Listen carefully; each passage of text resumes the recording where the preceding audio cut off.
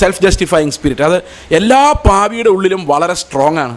നമ്മളെപ്പോൾ മാനസാന്തരപ്പെട്ട് തുടങ്ങുന്നോ, യേശുവിൻ്റെ വെളിച്ചത്തിലേക്ക് വരുന്നോ, അവൻ്റെ നീതിയുടെ കോടതിയുടെ മുമ്പിലേക്ക് വരുന്നോ, അപ്പോൾ എൻ്റെ കോടതി പൊളിഞ്ഞു തുടങ്ങും.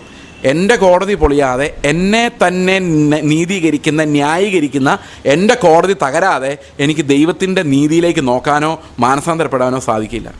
യേശുക്രിസ്തു ഈ ലോകത്ത് സുവിശേഷം പറയുമ്പോൾ, സഞ്ചരിക്കുമ്പോൾ ഈ പൊടിയാത്ത തകരാത്ത മനുഷ്യ കോടതികൾ, സ്വയം നീതീകരിക്കുന്ന കോടതികളുള്ളവർ, അത് സ്ട്രോങ് ആയിട്ടുള്ളവരോട് യേശുവിന് പറയാൻ ഒന്നുമില്ലായിരുന്നു. കാരണം അവരെന്ത് പറഞ്ഞാലും അവർ നീതിമാന്മാരാണ്, അവർക്ക് യേശുവിനെ കൊണ്ട് ആവശ്യമില്ല. എന്നാൽ പാപികൾക്ക് അങ്ങനെയല്ല. അവർക്ക് തകർന്നു പോയ കോടതിയുണ്ട്. അവർക്ക് സ്വയം നീതീകരിക്കാൻ പറ്റാത്ത രീതിയിൽ അവർ തകർന്നിട്ടുണ്ടായിരുന്നു. അങ്ങനെയുള്ളവർക്ക് മാത്രമേ കർത്താവിൻ്റെ സുവിശേഷം പ്രയോജനപ്പെട്ടിട്ടുള്ളൂ. അത് അന്നും ഇന്നും എന്നും ഇങ്ങനെയാണ്. നിങ്ങൾ സ്വയം നീതിമാനെന്ന് വിചാരിക്കുന്നുണ്ട് എങ്കിൽ യേശുക്രിസ്തു നിങ്ങൾക്കുള്ള ആളല്ല. നിങ്ങളുടെ കോടതി നിങ്ങളെ നീതീകരിക്കുന്നത് നിർത്തിയിട്ടുണ്ടെങ്കിൽ മാത്രമേ കർത്താവിൻ്റെ സുവിശേഷം നിങ്ങൾക്ക് ഫലിക്കുകയുള്ളൂ. ഇതാണ് അതിൻ്റെ രണ്ടാമത്തെ ഇമ്പാക്റ്റ്. ഞാൻ ഇതൊരു അടിസ്ഥാനമായിട്ട് പറഞ്ഞു എന്നുള്ളതേ ഉള്ളൂ. ഇനി നമ്മൾ പാപത്തിൻ്റെ 4 തലങ്ങളിലേക്ക് പോവുകയാണ്. എങ്ങനെയാണ് ഈ പാപത്തിൻ്റെ 4 ലെവൽസ് ഓഫ് സിൻ നമ്മളെ ബാധിക്കുന്നത് എന്ന് നമുക്ക് നോക്കാം. ഒന്നാമതായിട്ട് ദ ഫസ്റ്റ് ലെവൽ നമ്മൾ കാണുന്നത് പ്രവൃത്തികളുടെ ലെവലാണ്. നമ്മൾ പാപം ചെയ്യുന്നത് തിരിച്ചറിയുന്ന പ്രവൃത്തികളാലാണ്. അതുകൊണ്ടാണ് നമ്മൾ മറ്റുള്ളവരുടെ പാപത്തെക്കുറിച്ച് കൂടുതൽ കൺസേൺഡ് ആകുന്നത്. കാരണം പ്രവൃത്തികൾ വെച്ചാൽ നമ്മളെപ്പോഴും ആദ്യം ഒരാൾ നല്ലതാണോ ചീത്തയാണോ എന്ന് വിധിക്കുന്നത്. മനസ്സ് നോക്കി വിധിക്കാൻ നമുക്ക് അറിയത്തില്ല. ആകെ നമ്മുടെ മനസ്സ് മാത്രമേ നമുക്ക് കാണാൻ പറ്റുള്ളൂ. പിന്നെ നമ്മുടെ ഒരു പ്രതീക്ഷ നമ്മളെയൊക്കെ പോലെയൊക്കെ എല്ലാം വഷളായിരിക്കും എന്നൊരു ചിന്തയാണ് നമ്മളുടെ ഒരു ആശ്വാസം. പക്ഷേ ഓരോ മനുഷ്യനും പ്രവൃത്തികൾ നോക്കി വിധിക്കുന്ന ഒന്നാമത്തെ തലത്തിൽ നമ്മൾ മനസ്സിലാക്കുന്നത് പാപം എന്ന് പറയുന്നത് പ്രവൃത്തികളാലാണ്. കള്ളം പറയുന്നത് പാപം, മോഷ്ടിക്കുന്നത് പാപം, വ്യഭിചാരം പാപം, കൊലപാതകം പാപം, ധനത്തിന് വേണ്ടി നടക്കുന്നത് പാപം, വിഗ്രഹാരാധന പാപം. ഇതെല്ലാം പാപമാണ്, പ്രവൃത്തികളാണ്. കള്ളു കുടിക്കുന്നത്, സിഗരറ്റ് വലിക്കുന്നത്, മ്ലേച്ഛമായ പ്രവൃത്തികളിൽ ഏർപ്പെടുന്നത്, ഇതെല്ലാം പാപമാണ്. ഇതെല്ലാം പ്രവൃത്തികളാണ്. ഈ പ്രവൃത്തികളാൽ വരുന്ന പാപമാണ് നമ്മൾ ആദ്യം മനസ്സിലാക്കുന്നത്. നമ്മൾ അതിനെക്കുറിച്ചാണ് ആദ്യം വേദനിക്കുന്നത്. അത് മാറിപ്പോകണമെന്നാണ് നമ്മുടെ ഏറ്റവും വലിയ ആഗ്രഹം. കാരണം രക്ഷിക്കപ്പെട്ട് കഴിയുമ്പോഴേക്കും, കർത്താവിനെ അറിഞ്ഞു കഴിയുമ്പോഴേക്കും നമ്മുടെ ഉള്ളിലേക്ക് വരുന്ന ഫസ്റ്റ് വിഷമം എന്ന് പറയുന്നത്, കർത്താവേ ഈ പാപങ്ങളിൽ നിന്നല്ല എന്നെ രക്ഷിക്കണേ. അതെല്ലാം നമ്മളെ ബുദ്ധിമുട്ടിക്കുന്ന മനസ്സിൻ്റെ തലത്തിലല്ല, പ്രവൃത്തികളുടെ തലത്തിലാണ്. ഇതാണ് ഒന്നാമത്തെ തലം. പ്രവൃത്തികളുടെ തലത്തിൽ നമ്മൾ നന്നാവേണ്ടത് ആവശ്യമാണ്. കാരണം നമ്മുടെ പ്രവൃത്തികൾ കണ്ടാൽ മാത്രമേ ലോകം ദൈവത്തെ മഹത്വപ്പെടുത്തുകയുള്ളൂ. കർത്താവ് പറയുന്നുണ്ട്, അവർ നിങ്ങളുടെ നല്ല പ്രവൃത്തികളെ കണ്ട് പിതാവിനെ മഹത്വപ്പെടുത്തേണ്ടതിന് നിങ്ങളുടെ വെളിച്ചം അവരുടെ മുൻപിൽ പ്രകാശിക്കട്ടെ. അപ്പോൾ നമ്മുടെ സൽപ്രവൃത്തികൾ എപ്പോഴും വിശ്വാസത്തിൽ നിന്ന് ഉളവാകണം. അത് മറ്റുള്ളവരുടെ മുമ്പിൽ നമ്മൾ കാണിക്കുന്നതല്ല, അത് വെളിപ്പെട്ട് വരണം. വിശ്വാസത്താൽ നിന്നുള്ള പ്രവൃത്തികൾ മനുഷ്യരുടെ മുമ്പിൽ വെളിപ്പെട്ട് വന്നെങ്കിൽ മാത്രമേ ദൈവത്തിന് മഹത്വമുണ്ടാവുകയുള്ളൂ, അവൻ്റെ രാജ്യം നമ്മുടെ ഇടയിൽ നടപ്പാകുന്നുണ്ട് എന്ന് അറിയുകയുള്ളൂ. എന്നാൽ വേറൊരു പ്രശ്നം, നമ്മുടെ ശരീരം കൊണ്ട് പ്രവൃത്തി കൊണ്ട് എത്ര നന്നായാലും, സൽപ്രവൃത്തികൾ ചെയ്താലും, പണം വാരി എറിഞ്ഞു കൊടുത്താലും, പ്രോബ്ലം നമ്മുടെ മനസ്സാണ്. ഈ മനസ്സ് അതുകൊണ്ടൊന്നും നന്നാകണമെന്ന് നിർബന്ധമില്ല. ഞാൻ നിങ്ങളോട് നേരത്തെ പറഞ്ഞതുപോലെ ദൈവം നോക്കുന്നത് നമ്മുടെ പ്രവൃത്തികളല്ല, മനസ്സാണ്. പ്രവൃത്തികൾ നോക്കുകയില്ലെന്നല്ല, പ്രവൃത്തികൾ നോക്കും. പക്ഷെ എന്തായിരുന്നു അതിൻ്റെ പുറകിലുള്ള മോട്ടിവേഷൻ എന്നുള്ളതാണ് ദൈവത്തിന് ശരിക്കും അറിയേണ്ടത്. ഹൃദയങ്ങളെ ശോധന ചെയ്യുന്ന ഒരു ദൈവത്തിന് മുൻപിലാണ് നമ്മളെപ്പോഴും ഇരിക്കുന്നത്. നമ്മുടെ പ്രവൃത്തികൾ എത്ര നന്നാക്കിയാലും നമുക്ക് ഹൃദയങ്ങൾ നന്നാകണമെന്ന് നിർബന്ധമില്ല. അതാണ് അതിന് ഏറ്റവും വലിയ പ്രശ്നം. ഞാൻ ആളുകൾ നോക്കുമ്പോൾ എൻ്റെ അടകളെല്ലാം കറക്റ്റാണ്. എൻ്റെ അകത്തെ ചീത്ത മനുഷ്യൻ ഒരിടത്തും വെളിയിൽ പോയിട്ടില്ല, ആർക്കും അറിയത്തില്ല. ഞാൻ എൻ്റെ വീട്ടിൽ പോലും എൻ്റെ അകത്തിരിക്കുന്ന ചിന്തകളൊന്നും അറിയത്തില്ല, ഒരു മനുഷ്യനും അറിയില്ല. ഞാൻ ക്ലീൻ ആക്കി എല്ലാം കവർ ചെയ്തിട്ടുണ്ട്. പക്ഷേ ദൈവത്തിന് മുമ്പിൽ കവർ ചെയ്യാൻ പറ്റില്ല. അതാണ് എൻ്റെ പ്രശ്നം. ദൈവം എപ്പോഴും നമ്മുടെ ഹൃദയങ്ങളുടെ അകത്തേക്ക് നോക്കുന്നു എന്നുള്ളതാണ് അതിൻ്റെ പ്രശ്നം. അപ്പോൾ എപ്പോഴും നമ്മൾ കർത്താവിനെ നോക്കുമ്പം അവൻ്റെ മുമ്പിൽ നമ്മുടെ പ്രവൃത്തികൾ പോരാ, നമ്മുടെ മനസ്സും ക്ലീനായെങ്കിൽ മാത്രമേ ദൈവത്തിൻ്റെ പ്രസാദം നമുക്ക് ലഭിക്കുന്നുള്ളൂ. രണ്ടാമത്തെ തലത്തിൽ നമ്മൾ സെൻസ് ചെയ്യുന്ന പാപം എന്ന് പറയുന്നത്, കർത്താവേ എനിക്കിപ്പോഴും അസൂയ ഉണ്ടല്ലോ, എനിക്കിപ്പോഴും ആളുകളോട് ദേഷ്യം വരുന്നുണ്ടല്ലോ, ഇത് മറ്റാരും മനസ്സിലാക്കുന്നില്ല, അവരാരും അതിനെക്കുറിച്ച് അറിയുന്നില്ല. ആദ്യത്തെ തലത്തിൽ നമുക്ക് ഭയം മനുഷ്യരെയാണ്, അവർ കാണുമല്ലോ എന്നുള്ളതാണ്. എന്നാൽ അടുത്ത തലത്തിൽ നമുക്ക് ഭയം മനുഷ്യർ കണ്ടാലും ഇല്ലെങ്കിലും എൻ്റെ ഹൃദയം നോക്കുന്നൊരു ദൈവം, എൻ്റെ അകത്തെ ചിന്തകൾ, അത്യാഗ്രഹങ്ങൾ, ഞാൻ അഭിനയിക്കുന്നുണ്ട്, എനിക്ക് പണത്തോട് ആഗ്രഹമില്ല, എനിക്ക് ഈ ലോകത്തിൽ മോഹങ്ങളില്ല എന്നൊക്കെ അഭിനയിക്കുന്നുണ്ട്. പക്ഷേ ഹൃദയത്തിനകത്തേക്കൊന്ന് ചൂഴ്ന്ന് നോക്കി കഴിയുമ്പം ഇതെല്ലാം അവിടെ എവിടെയൊക്കെയോ ഇരിപ്പുണ്ട്. ഇതൊന്നും ഇല്ലെങ്കിൽ ആൾക്കാരെന്നെ അംഗീകരിക്കണം എന്നുള്ള ആഗ്രഹം എവിടെയൊക്കെയോ കോർണറിൽ ഇരിപ്പുണ്ട്. എൻ്റെ റെപ്യൂട്ടേഷൻ ഇല്ലാതായി പോകരുത്, എന്നെ ആൾക്കാർ ബഹുമാനിക്കണം, ഞാൻ അപമാനിക്കപ്പെടരുത്, അതെല്ലാം ഉള്ള ആഗ്രഹങ്ങൾ, ഈ ലോകത്തോടുള്ള ആഗ്രഹങ്ങളെല്ലാം എൻ്റെ ഉള്ളിൽ എവിടെയൊക്കെയോ കിടപ്പുണ്ട്. അപ്പോൾ മനസ്സ് ശരിക്കും സമർപ്പിക്കപ്പെടുന്നില്ല. അതാണ് രണ്ടാമത്തെ ഏറ്റവും ബുദ്ധിമുട്ടുള്ളതുമായ തലം. അപ്പോൾ ഈ മനസ്സ് ശരിയാവുക എന്ന് പറയുന്നത് വലിയ പ്രയാസമാണ്.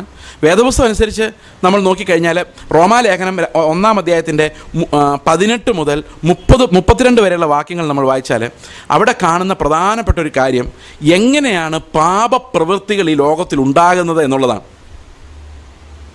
അപ്പോൾ പാപപ്രവൃത്തികൾ ഈ ലോകത്തിൽ ഉണ്ടാകുന്നതിന് അവിടെ പറഞ്ഞിരിക്കുന്ന ഒരു കാരണം, അവിടെ ഹോമോസെക്ഷുവാലിറ്റി മുതൽ അസൂയ ഉൾപ്പെടെ നമ്മുടെ സ്വാഭാവിക ജീവനിൽ നമുക്കുണ്ടാകുന്ന എല്ലാവിധ പാപങ്ങളുടെയും ഒരു ലിസ്റ്റാണ് റോമാലേഖനം 1-18 മുതൽ 30 വരെയുള്ള വാക്യങ്ങളിൽ പറയുന്നത്. അതിൻ്റെ അവസാന ഭാഗത്ത് ഒരു വലിയ ലിസ്റ്റ് ഓഫ് പാപങ്ങൾ, ഇവൻ മാനസിക വ്യാപാരങ്ങൾ വരെ അവിടെ എഴുതി വെച്ചിട്ടുണ്ട്.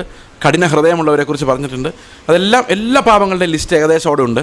പക്ഷെ അതിനുള്ള കാരണം എഴുതിയിരിക്കുന്നത് അതിൻ്റെ ആദ്യ ഭാഗങ്ങളിലാണ്. അത് 20, 21, 22 വാക്യങ്ങളിൽ ആ ഭാഗത്താണ്. അവിടെ പറഞ്ഞിരിക്കുന്നത് ഇങ്ങനെയാണ്: സൃഷ്ടിതാവിന് മഹത്വം കൊടുക്കാതെ തേജോമയനായ ദൈവത്തിന്, അക്ഷയനായ ദൈവത്തിന്, അവൻ്റെ തേജസ്സിനെ ക്ഷയമുള്ള മനുഷ്യൻ, ഇഴജാതി, പക്ഷി, നാൽക്കാലി ഇവയുടെ സദൃശമാക്കി മാറ്റിക്കളഞ്ഞ മനുഷ്യനെ ദൈവം അധമരാഗങ്ങൾ കേൾപ്പിച്ചു എന്നാണ് പറയുന്നത്. അപ്പം ശരിക്കും പാപത്തിൻ്റെ എല്ലാ റൂട്ട് എന്താണെന്ന് ചോദിച്ചു കഴിഞ്ഞാൽ ദൈവത്തിന് മഹത്വം കൊടുക്കാൻ പറ്റാതെ വരുന്നതാണ് എന്നുള്ളതാണ് ആ വചനം കാണിക്കുന്നത്. ദൈവത്തിന് മഹത്വം കൊടുക്കാൻ നമുക്ക് പലപ്പോഴും അത്രയൊന്നും പറ്റാറില്ല. അപ്പോൾ അത് പാപത്തിലേക്ക്. ഉദാഹരണത്തിന് നമ്മുടെ അയൽവക്കത്ത് എൻ്റെ വണ്ടിയേക്കാളും നല്ലൊരു വണ്ടി അയൽവക്കക്കാരൻ മേടിച്ച് കഴിയുമ്പോൾ എൻ്റെ ചോദ്യം, അവൻ ഈ പൈസയൊക്കെ എവിടെ നിന്ന് ഉണ്ടാക്കുന്നതെന്ന്. കാരണം അതൊരു അസൂയയുടെ ശബ്ദമാണ്. അതുണ്ടാകാൻ കാരണം ഇതെല്ലാം സൃഷ്ടിച്ച ദൈവത്തിന് നന്ദി പറയാൻ പറ്റാതെ ഈ കാറിന് മഹത്വം കാണുന്നതുകൊണ്ടാണ്. ഈ കാറിന് ആ കാറിനേക്കാൾ കൂടുതൽ മഹത്വം അങ്ങനെ കാണുന്നതുകൊണ്ടാണ്. മഹത്വം ശരിക്കും ദൈവത്തിന് മാത്രമേ ഉള്ളൂ. ഇതെല്ലാം നശിച്ചു പോകുന്ന സാധനങ്ങളാണ്. പക്ഷെ നമുക്ക് ശരിക്കും മഹത്വം ആർക്കാണോ കൊടുക്കേണ്ടതെന്ന് അറിയില്ല. പണം കൂടുതലുള്ളവരുടെ അസൂയ തോന്നുന്നതുകൊണ്ടാണ്, ദൈവത്തിനല്ല, നമ്മൾ പണത്തിന് മഹത്വം കൊടുക്കുന്നുണ്ടാണ്. അപ്പോൾ എല്ലാ തരത്തിലും പാപത്തിൻ്റെ ഒരു റൂട്ടെന്ന് പറയുന്നത്, ഏത് പാപം എക്സാമിൻ ചെയ്താലും പ്ലഷർ, അതിൻ്റെ രസം, അതിൻ്റെ ഇഷ്ടങ്ങൾ, അതെല്ലാം ഉണ്ടാകുന്നത് അത് നമുക്ക് ദൈവത്തെക്കാളും വലുതാകുന്നത് കൊണ്ടാണ് എന്നാണ് റോമാലേഖനം പറയുന്നത്. എന്നാൽ അതൊരു വിഗ്രഹവൽക്കരണത്തിലേക്ക് മാറുമ്പോൾ, അതൊരു വലിയ പാപമായി മാറുമ്പോൾ എന്ത് സംഭവിക്കുന്നു? ഹോമോസെക്ഷുവാലിറ്റി പോലെയുള്ള അധമരാഗങ്ങൾക്ക് ഏൽപ്പിക്കപ്പെടുന്നു എന്നാണ്. ഇതെല്ലാം ദൈവത്തിന് മഹത്വം കൊടുക്കാൻ പറ്റാത്തതുകൊണ്ട് സംഭവിക്കുന്നതെന്നാണ് റോമാലേഖനം 1-ാം അധ്യായത്തിൻ്റെ ആ ഭാഗങ്ങളിൽ പറയുന്നത്. ഹോമോസെക്ഷുവാലിറ്റി അടുത്തയിടെ വലിയ പ്രശ്നമായൊരു സംഭവമാണ്. ഇത് നമ്മൾ വിചാരിക്കുന്ന പോലെ നിസ്സാരമായൊരു കാര്യമല്ല. എന്തുകൊണ്ട് നിസ്സാരമല്ല എന്ന് വെച്ച് കഴിഞ്ഞാൽ ഈ തലമുറ ഒരുപക്ഷെ രക്ഷപ്പെട്ട് കാണുമായിരിക്കാം. നമ്മളൊന്ന് ആലോചിച്ച് നോക്കിയാൽ ഈ ഇന്ത്യ മഹാരാജ്യത്ത് കേരളത്തിൽ ഒരു ആൺകുട്ടിയും പെൺകുട്ടിയും കൂടെ ഒറ്റയ്ക്ക് നിന്ന് സംസാരിക്കും നിങ്ങൾ കണ്ടാൽ എന്ത് തോന്നും? ഒരു അസ്വസ്ഥത ഉണ്ടാവും. ഇവരെന്താ ഇങ്ങനെ? അങ്ങനത്തെ ഒരു സമൂഹമാണ് നമ്മുടേത്.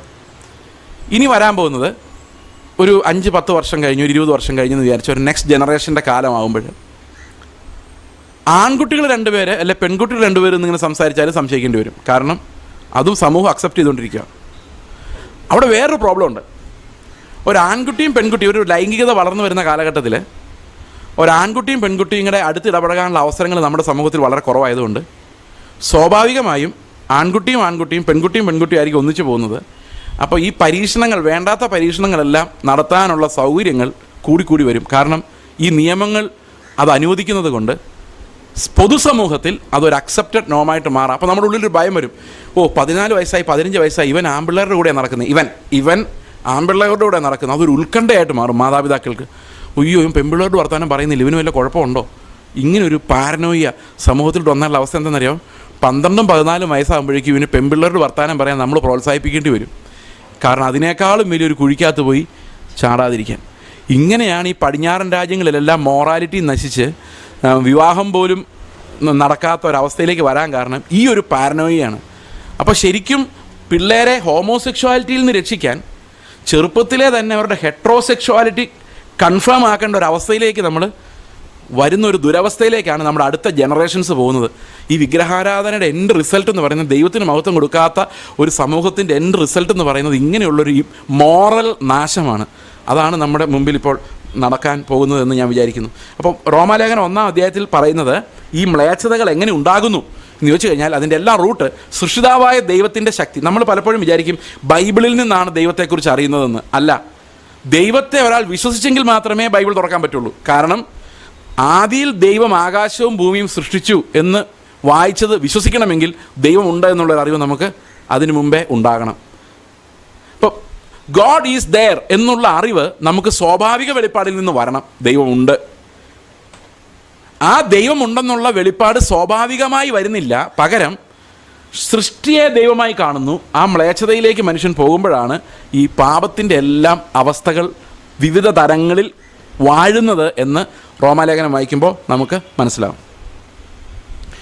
അപ്പോൾ നമ്മൾ 2 തരത്തിലുള്ള പാപങ്ങളെക്കുറിച്ച് കണ്ടു. ഈ പാപത്തെ ഒന്നും കൂടെ നമ്മൾ എക്സ്പ്ലെയിൻ ചെയ്യാണ്. റോമാലേഖനം 2-ാം അധ്യായവും 3-ാം അധ്യായവും വായിക്കുമ്പോൾ ഈ മനസ്സിൻ്റെ തലത്തിൽ വരുന്ന പാപങ്ങൾ, അതിൻ്റെ ഒരു എക്സ്പ്ലനേഷൻ നമുക്ക് കാണാം. മനസ്സും പ്രവൃത്തിയും, ഇത് രണ്ടുമാണ് നമ്മളിപ്പോൾ കണ്ടുകൊണ്ടിരിക്കുന്നത്. മനസ്സ് ആൻഡ് പ്രവൃത്തി. മനസ്സെങ്ങനെയാണ്, പ്രവൃത്തി എങ്ങനെയാണ്, ഇത് രണ്ടും സ്വാധീനിക്കപ്പെടുന്ന കാര്യങ്ങളാണ് നമുക്കറിയാം. 2-ാം അധ്യായത്തിൻ്റെ 6 മുതൽ നമ്മൾ വായിക്കുമ്പോൾ അവിടെ കാണുന്നത്, ഒരുത്തൻ സൽപ്രവൃത്തിക്ക് വേണ്ട സ്ഥിരത പൂണ്ട് തേജസ്സും മാനവും അന്വേഷിക്കുന്നുണ്ടെങ്കിൽ അവന് നിത്യജീവനും, അനുസരണക്കേട് കാണിക്കുകയാണെങ്കിൽ അവന് കോപവും ക്രോധവും ലഭിക്കും, ആദ്യം യഹൂദനും പിന്നെ യവനന്. നന്മ ചെയ്യുന്നവന് പ്രതിഫലം ആദ്യം യഹൂദന് പിന്നെ യവനന്, തിന്മ ചെയ്താൽ അതിൻ്റെ പ്രതിഫലവും ആദ്യം യഹൂദന് പിന്നെ യവനന്. അങ്ങനെയാണ് പൗലോസ് ആർഗ്യൂ ചെയ്ത് വരുന്നത്. പിന്നെ പറയുകയാണ്, ഒരുത്തൻ ന്യായപ്രമാണം അനുസരിക്കുന്നതിനാണ് ഒരുത്തൻ നീതീകരിക്കപ്പെടുന്നത്, കേൾക്കുന്നതിനാലല്ല, അനുസരിക്കുന്നതിനാലാണ്. ന്യായപ്രമാണം ഇല്ലാത്ത ജാതികൾ പാപം ചെയ്യുമ്പോൾ ന്യായപ്രമാണം ഇല്ലാതെ വിധിക്കപ്പെടുന്നു. ന്യായപ്രമാണമുള്ള യഹൂദൻ പാപം ചെയ്യുമ്പോൾ ന്യായപ്രമാണം കൊണ്ട് അവനെ വിധിക്കുന്നു. എങ്ങനെ ആയാലും നന്മ ചെയ്താൽ നന്മയും തിന്മ ചെയ്താൽ തിന്മയുമാണ് ലഭിക്കുന്നത്. ദൈവത്തിന് മുഖപക്ഷമില്ലല്ലോ. ഒരു കാര്യം പൗലോസ് അവിടെ പറയുന്നുണ്ട്,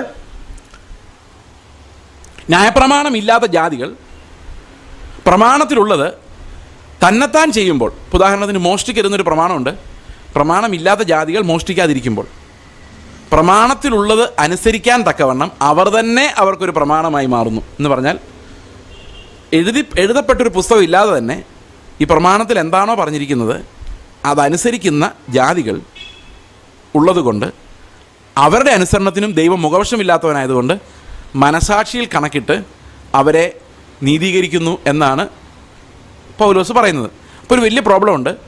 മതമേതായാലും മനുഷ്യൻ നന്നായാൽ പോരെ എന്നൊരു ചോദ്യം ഇവിടെയാണ് ഉണ്ടാകുന്നത്. അതായത് പ്രമാണം ഉള്ളവനും ഇല്ലാത്തവനുമാണെന്നുള്ള അല്ല ദൈവം നോക്കുന്നത്, നന്മ പ്രവർത്തിക്കുന്നുണ്ടോ തിന്മ പ്രവർത്തിക്കുന്നുണ്ടോ എന്നുള്ളതാണ് ദൈവം നോക്കുന്നതെന്ന് പറയുമ്പം, മതമേതായാലും മനുഷ്യൻ നന്നായാൽ മതിയെന്ന് ശ്രീനാരായണ ഗുരു പറഞ്ഞത് തന്നെയാണോ പൗലോസും പറഞ്ഞതെന്ന് നമുക്ക് തോന്നും. ഒരർത്ഥത്തിൽ പറഞ്ഞാൽ അത് ശരിയാണ്. മതമേതായാലും മനുഷ്യൻ നന്നായാൽ മതി. പക്ഷെ ഒരു പ്രശ്നമുണ്ട്, ആരും നന്നാവില്ല. അതാണ് പ്രശ്നം. ആർക്കും നന്നാവാൻ പറ്റില്ല. ഇതാണ് പാപത്തിൻ്റെ ആ ഡിഫിക്കൽട്ട് തലമെന്ന് പറയുന്നത്. പൗലോസ് അവിടെ ഡിസ്കഷൻ അവസാനിപ്പിക്കുന്നില്ല.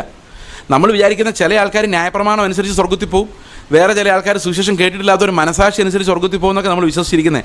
പക്ഷെ പൗലോസ് അതല്ല പറയുന്നത്. ന്യായപ്രമാണം അനുസരിച്ച് ഒരു ജഡവും നീതീകരിക്കപ്പെടുകയില്ല എന്ന് പറയുന്നത് പോലെ തന്നെ മനസാക്ഷി അനുസരിച്ചും ഒരു ജഡവും നീതീകരിക്കപ്പെടുകയില്ല. കാരണം ന്യായപ്രമാണത്തിൽ ഏതെങ്കിലും ഒരു കൽപ്പന ലംഘിച്ചാൽ എല്ലാം ലംഘിച്ചതുപോലെയാണ്. അതുപോലെ തന്നെ മനസാക്ഷിക്ക് തോന്നിയ 100 കാര്യങ്ങളിൽ ഒരെണ്ണം ചെയ്യാതെ പോയാൽ എല്ലാം ചെയ്യാത്തതുപോലെയാണ്. 3-ാം അധ്യായത്തിൻ്റെ 9-ാം വാക്യം ഇങ്ങനെ തുടങ്ങുന്നത്, ആകയാൽ നമുക്ക് എന്ത് വിശേഷതയുള്ളൂ? അശേഷമില്ല, യഹൂദനും യവനനും ഒരുപോലെ പാപത്തിന് അടിമകളാണെന്ന് നാം മുമ്പേ തെളിയിച്ചുവല്ലോ. അടുത്ത വാക്യം, നന്മ ചെയ്യുന്നവൻ ആരുമില്ല, ഒരുത്തൻ പോലുമില്ല. അത് സങ്കീർത്തനം തൊട്ട് തുടങ്ങി അന്വേഷണം ദൈവം. ആരെങ്കിലും ഉണ്ടോ? റോമാലേഖനം 3:10 പറയാണ്, ആരുമില്ല. എല്ലാവരും പാപം ചെയ്ത് ഒരുപോലെ ദൈവദേശമില്ലാത്തവരായി മാറി. നന്മ ചെയ്യുന്നവനില്ല, ഒരുത്തൻ പോലുമില്ല, ഗ്രഹിക്കുന്നവനുമില്ല. അടുത്ത വാക്യം എങ്ങനെയാണ്? ദൈവത്തെ അന്വേഷിക്കുന്നവനുമില്ല. ഇവിടെയാണ് ഒരു പ്രതിസന്ധി ഉള്ളത്. നന്മ ചെയ്യുന്നവനില്ല, നമുക്കറിയാം, ദൈവിക നന്മ. നീതിമാൻ ഒരുത്തനുമില്ല, അത് പറഞ്ഞ് ആരും സമ്മതിക്കുകയില്ല. അത് ഗ്രഹിക്കുന്നവനുമില്ല. നീതിമാൻ ഇല്ലെന്ന്, ഞാൻ നീതിമാനല്ലെന്ന് എനിക്ക് ഗ്രഹിക്കാൻ പറ്റത്തില്ല. ഞാൻ നീതിമാനല്ലെന്ന് എനിക്ക് ഗ്രഹിക്കാൻ തോന്നണമെങ്കിൽ ദൈവത്തിൻ്റെ നീതി ഞാൻ കാണണം, സുവിശേഷം ഞാൻ കേൾക്കണം, യേശു എങ്ങനെ ആയിരുന്നു എന്ന് കാണണം. യഥാർത്ഥ നീതി എൻ്റെ മുമ്പിൽ വെളിപ്പെട്ടെങ്കിലേ ഞാൻ നീതിമാനല്ലെന്ന് എനിക്ക് ബോധ്യം വരുള്ളൂ. അപ്പോൾ സുവിശേഷത്തിൻ്റെ കേൾവിയാൽ മാത്രമേ ഒരാൾക്ക് പാപബോധം ഉണ്ടാവുള്ളൂ. അല്ലാത്ത പാപബോധങ്ങളെല്ലാം റിഗ്രറ്റുകളാണ്, ചുമ്മാ കുറ്റബോധങ്ങളാണ്. അടുത്ത വാക്യം പറയുന്നത് ദൈവത്തെ ആരും അന്വേഷിക്കുന്നില്ല എന്നാണ്. അവിടെയാണ് വലിയൊരു ചലഞ്ച് ഉണ്ടാകാൻ പോകുന്നത്. കാരണം നമ്മൾ പലപ്പോഴും വിചാരിക്കുന്നത് ദൈവത്തെ അന്വേഷിക്കുന്ന ഒത്തിരി ആളുകൾ ഈ ലോകത്തില്ലേ, അവർ കണ്ടെത്തുന്നുണ്ട് ചിലർ, കണ്ടെത്തുന്നില്ല ചിലർ എന്നൊക്കെ നമ്മൾ വിചാരിക്കുന്നത്. പക്ഷേ വേദപുസ്തകം പറയുന്നു ദൈവത്തെ അന്വേഷിക്കുന്ന ഒരാൾ പോലുമില്ല. That's a baffling statement. അത് അത്ഭുതകരമായ ഞെട്ടിപ്പിക്കുന്നൊരു കണ്ടെത്തലാണ്. ഞാൻ കുറേ ആലോചിച്ച് കഴിഞ്ഞപ്പോൾ എനിക്ക് തോന്നി, ശരിയാണ്, ദൈവത്തെ എങ്ങനെ അന്വേഷിക്കാൻ? ആരും അന്വേഷിക്കുന്നില്ല. നമ്മളെല്ലാം അന്വേഷിക്കുന്ന ആരെയെന്നറിയാമോ? നമ്മുടെ പ്രശ്നങ്ങൾ മാറ്റാൻ കഴിവുള്ള ഒരു സൂപ്പർ നാച്ചുറൽ ബീയിങ്ങിനെയാണ്. ദൈവത്തിൻ്റെ അതേ സ്വഭാവമുള്ള ഒരാളെ അന്വേഷിക്കാൻ നമ്മളെ കൊണ്ട് പറ്റില്ല. ഉദാഹരണത്തിന് ഞാൻ ഇവിടുന്ന് നേരെ നടന്ന് അടുത്ത കവലയിൽ പോയി 1 കിലോമീറ്റർ സ്ട്രെയിറ്റ് റോഡിലൂടെ നടന്നു എന്ന് ഞാൻ വിചാരിക്കുന്നത് നേരെ. പക്ഷേ ഭൂമി ഉരുണ്ടതായതുകൊണ്ട് ഞാൻ ശരിക്കും നേരെ അല്ല പോയത്, വളഞ്ഞാണ് പോയത്. ആണോ അല്ലയോ? വളഞ്ഞാണ് പോയത്. കാരണം ഭൂമി ഉരുണ്ടിരിക്കുന്നതുകൊണ്ട് നേരെ നടക്കണമെങ്കിൽ ഇങ്ങനെ പോകണം. അങ്ങനെ പോകാൻ നമ്മളെ കൊണ്ട് പറ്റില്ല. നമ്മൾ ഈ ഭൂമിയുടെ പ്രതലത്തിൽ കൂടി മാത്രമേ നടക്കാൻ പറ്റുള്ളൂ. ഇപ്പോൾ ഒരു ഉറുമ്പ് ഗ്ലോബിന് മുകളിൽ കൂടെ നടന്നു കഴിഞ്ഞാൽ കർവായിട്ട് മാത്രം നടക്കാൻ പറ്റുള്ളൂ. അപ്പോൾ നമ്മൾ വിചാരിക്കുന്നത് നേരെയാണെന്നാണെങ്കിലും അത് ശരിക്കും നേരെയല്ല, അതൊരു കേർവാണ്. അതുപോലെ തന്നെയാണ് നമ്മുടെ ദൈവാന്വേഷണവും. ഇപ്പം നമ്മൾ നേരെ ആ ഗ്ലോബിലൂടെ നടന്ന് ഈ തൃശ്ശൂരിൽ നിന്ന് സ്റ്റാർട്ട് ചെയ്ത് തൃശ്ശൂരിലേക്ക് പിന്നെ തിരിച്ചെത്തി കഴിഞ്ഞാൽ ഒരു സർക്കിൾ കഴിഞ്ഞു. പക്ഷെ നമ്മൾ നേരെ വന്നത് വളഞ്ഞ. അങ്ങനെയാണ് മനുഷ്യൻ്റെ ദൈവാന്വേഷണവും. അന്വേഷിച്ച് ഹിന്ദുമതം ശരിക്കും എക്സ്പ്ലെയിൻ ചെയ്യുന്നുണ്ട്. അന്വേഷിച്ച് നടന്ന് അവസാനം കണ്ടുപിടിച്ചു അഹം ബ്രഹ്മാസ്മി, തത്വമസി, ഞാൻ തന്നെ അവൻ എന്ന് പറഞ്ഞാൽ അതിനർത്ഥം. അപ്പോൾ ഒരു വലിയ പ്രശ്നമുണ്ട്. ഞാൻ തന്നെയാണ് ദൈവമെന്ന് അവർ തുറന്നങ്ങ് പറഞ്ഞു. നമ്മൾ തുറന്ന് പറയുന്നില്ല. നമ്മൾ അതേ സ്വഭാവമുള്ളവരെ കണ്ടുപിടിച്ചിട്ട് അത് ദൈവമാണെന്ന് പറയുന്നു. ഹിന്ദുക്കൾ അത് കണ്ടുപിടിച്ചിട്ട് ഞാനാണെന്ന് തന്നെ തുറന്നങ്ങ് പറഞ്ഞു. പക്ഷെ തുറന്നു പറഞ്ഞപ്പോൾ ഒരു പ്രോബ്ലം ഉണ്ട്. ദൈവം നീതിമാനും സ്നേഹവാനും കരുണ്യവാനും ഒക്കെയാണ്. അതൊന്നും എൻ്റെ കയ്യിലില്ല. അപ്പോൾ ഒരു ഗുണവും കൊടുക്കാൻ പറ്റില്ല. ഞാനാണ് ദൈവമെങ്കിൽ ഒരു ഗുണവും കൊടുക്കാൻ പറ്റില്ല. അപ്പോൾ ഹിന്ദുക്കൾ പറഞ്ഞു നിർഗുണ പരബ്രഹ്മമാണ് ദൈവം, ഒരു ഗുണമില്ല. അപ്പോൾ ഞാൻ തന്നെയാണ് നിർഗുണ പരബ്രഹ്മമാണ്. അവർക്ക് സമാധാനമായി. നമ്മളെന്താ ചെയ്യുന്നറിയോ? നമ്മൾ വളഞ്ഞു പോയി ഒരു ദൈവത്തെ പിടിച്ചു. ആ ദൈവം സ്വർഗസ്ഥനായ പിതാവാണ് നമ്മൾ വിശ്വസിച്ചു. പക്ഷെ അത് നമ്മൾ തന്നെയായിരുന്നു, നമ്മുടെ അതേ ആഗ്രഹങ്ങളുള്ളൊരു ദൈവം. ഉദാഹരണത്തിന് ഞാനൊരു സഹോദരനോട് വഴക്കുണ്ടാക്കിയിട്ട് വെളിയിലിറങ്ങുമ്പോൾ ആ സഹോദരൻ്റെ കല്ല് തട്ടിയെന്ന് വിചാരിച്ചു. ഞാൻ എന്തായിരിക്കും ഉടനെ പറയുന്നത്? എന്നോട് സംസാരിച്ചിട്ട് ആ ദേഷ്യപ്പെട്ട് പോയ അവൻ്റെ കാല് തട്ടിയത് കണ്ടോ? ദൈവം ഉണ്ട് ബ്രദറെ എന്ന് പറയാം. എന്താ അർത്ഥം? എനിക്ക് അവൻ്റെ കാലുകൊണ്ടൊന്ന് കൊടുക്കാൻ പറ്റാഞ്ഞുകൊണ്ട് എനിക്ക് പകരം പൊട്ടിക്കുന്ന ആളാണ് ആര്? അപ്പം ഞാൻ ആരെയാണ് കണ്ടുപിടിച്ചേക്കുന്നത്? എന്നെ തന്നെയാണ്. എൻ്റെ അതേ സ്വഭാവമുള്ള ഒരാളെയാണ്. എൻ്റെ പിള്ളേർ അമേരിക്കയിൽ പോയി പഠിക്കണം, ജോലി വാങ്ങിക്കണം, വലിയ സമ്പത്തുള്ളവരാകണം എന്ന് എൻ്റെ ആഗ്രഹം. ഞാൻ അന്വേഷിച്ച് കണ്ടുപിടിച്ച ദൈവത്തിൻ്റെ ആഗ്രഹം അത് തന്നെയാണ്. അതാണ് അതിൻ്റെ രസം. ഞാൻ എന്താഗ്രഹിക്കുന്നോ അതെല്ലാം ആഗ്രഹിക്കുന്നൊരു ദൈവം.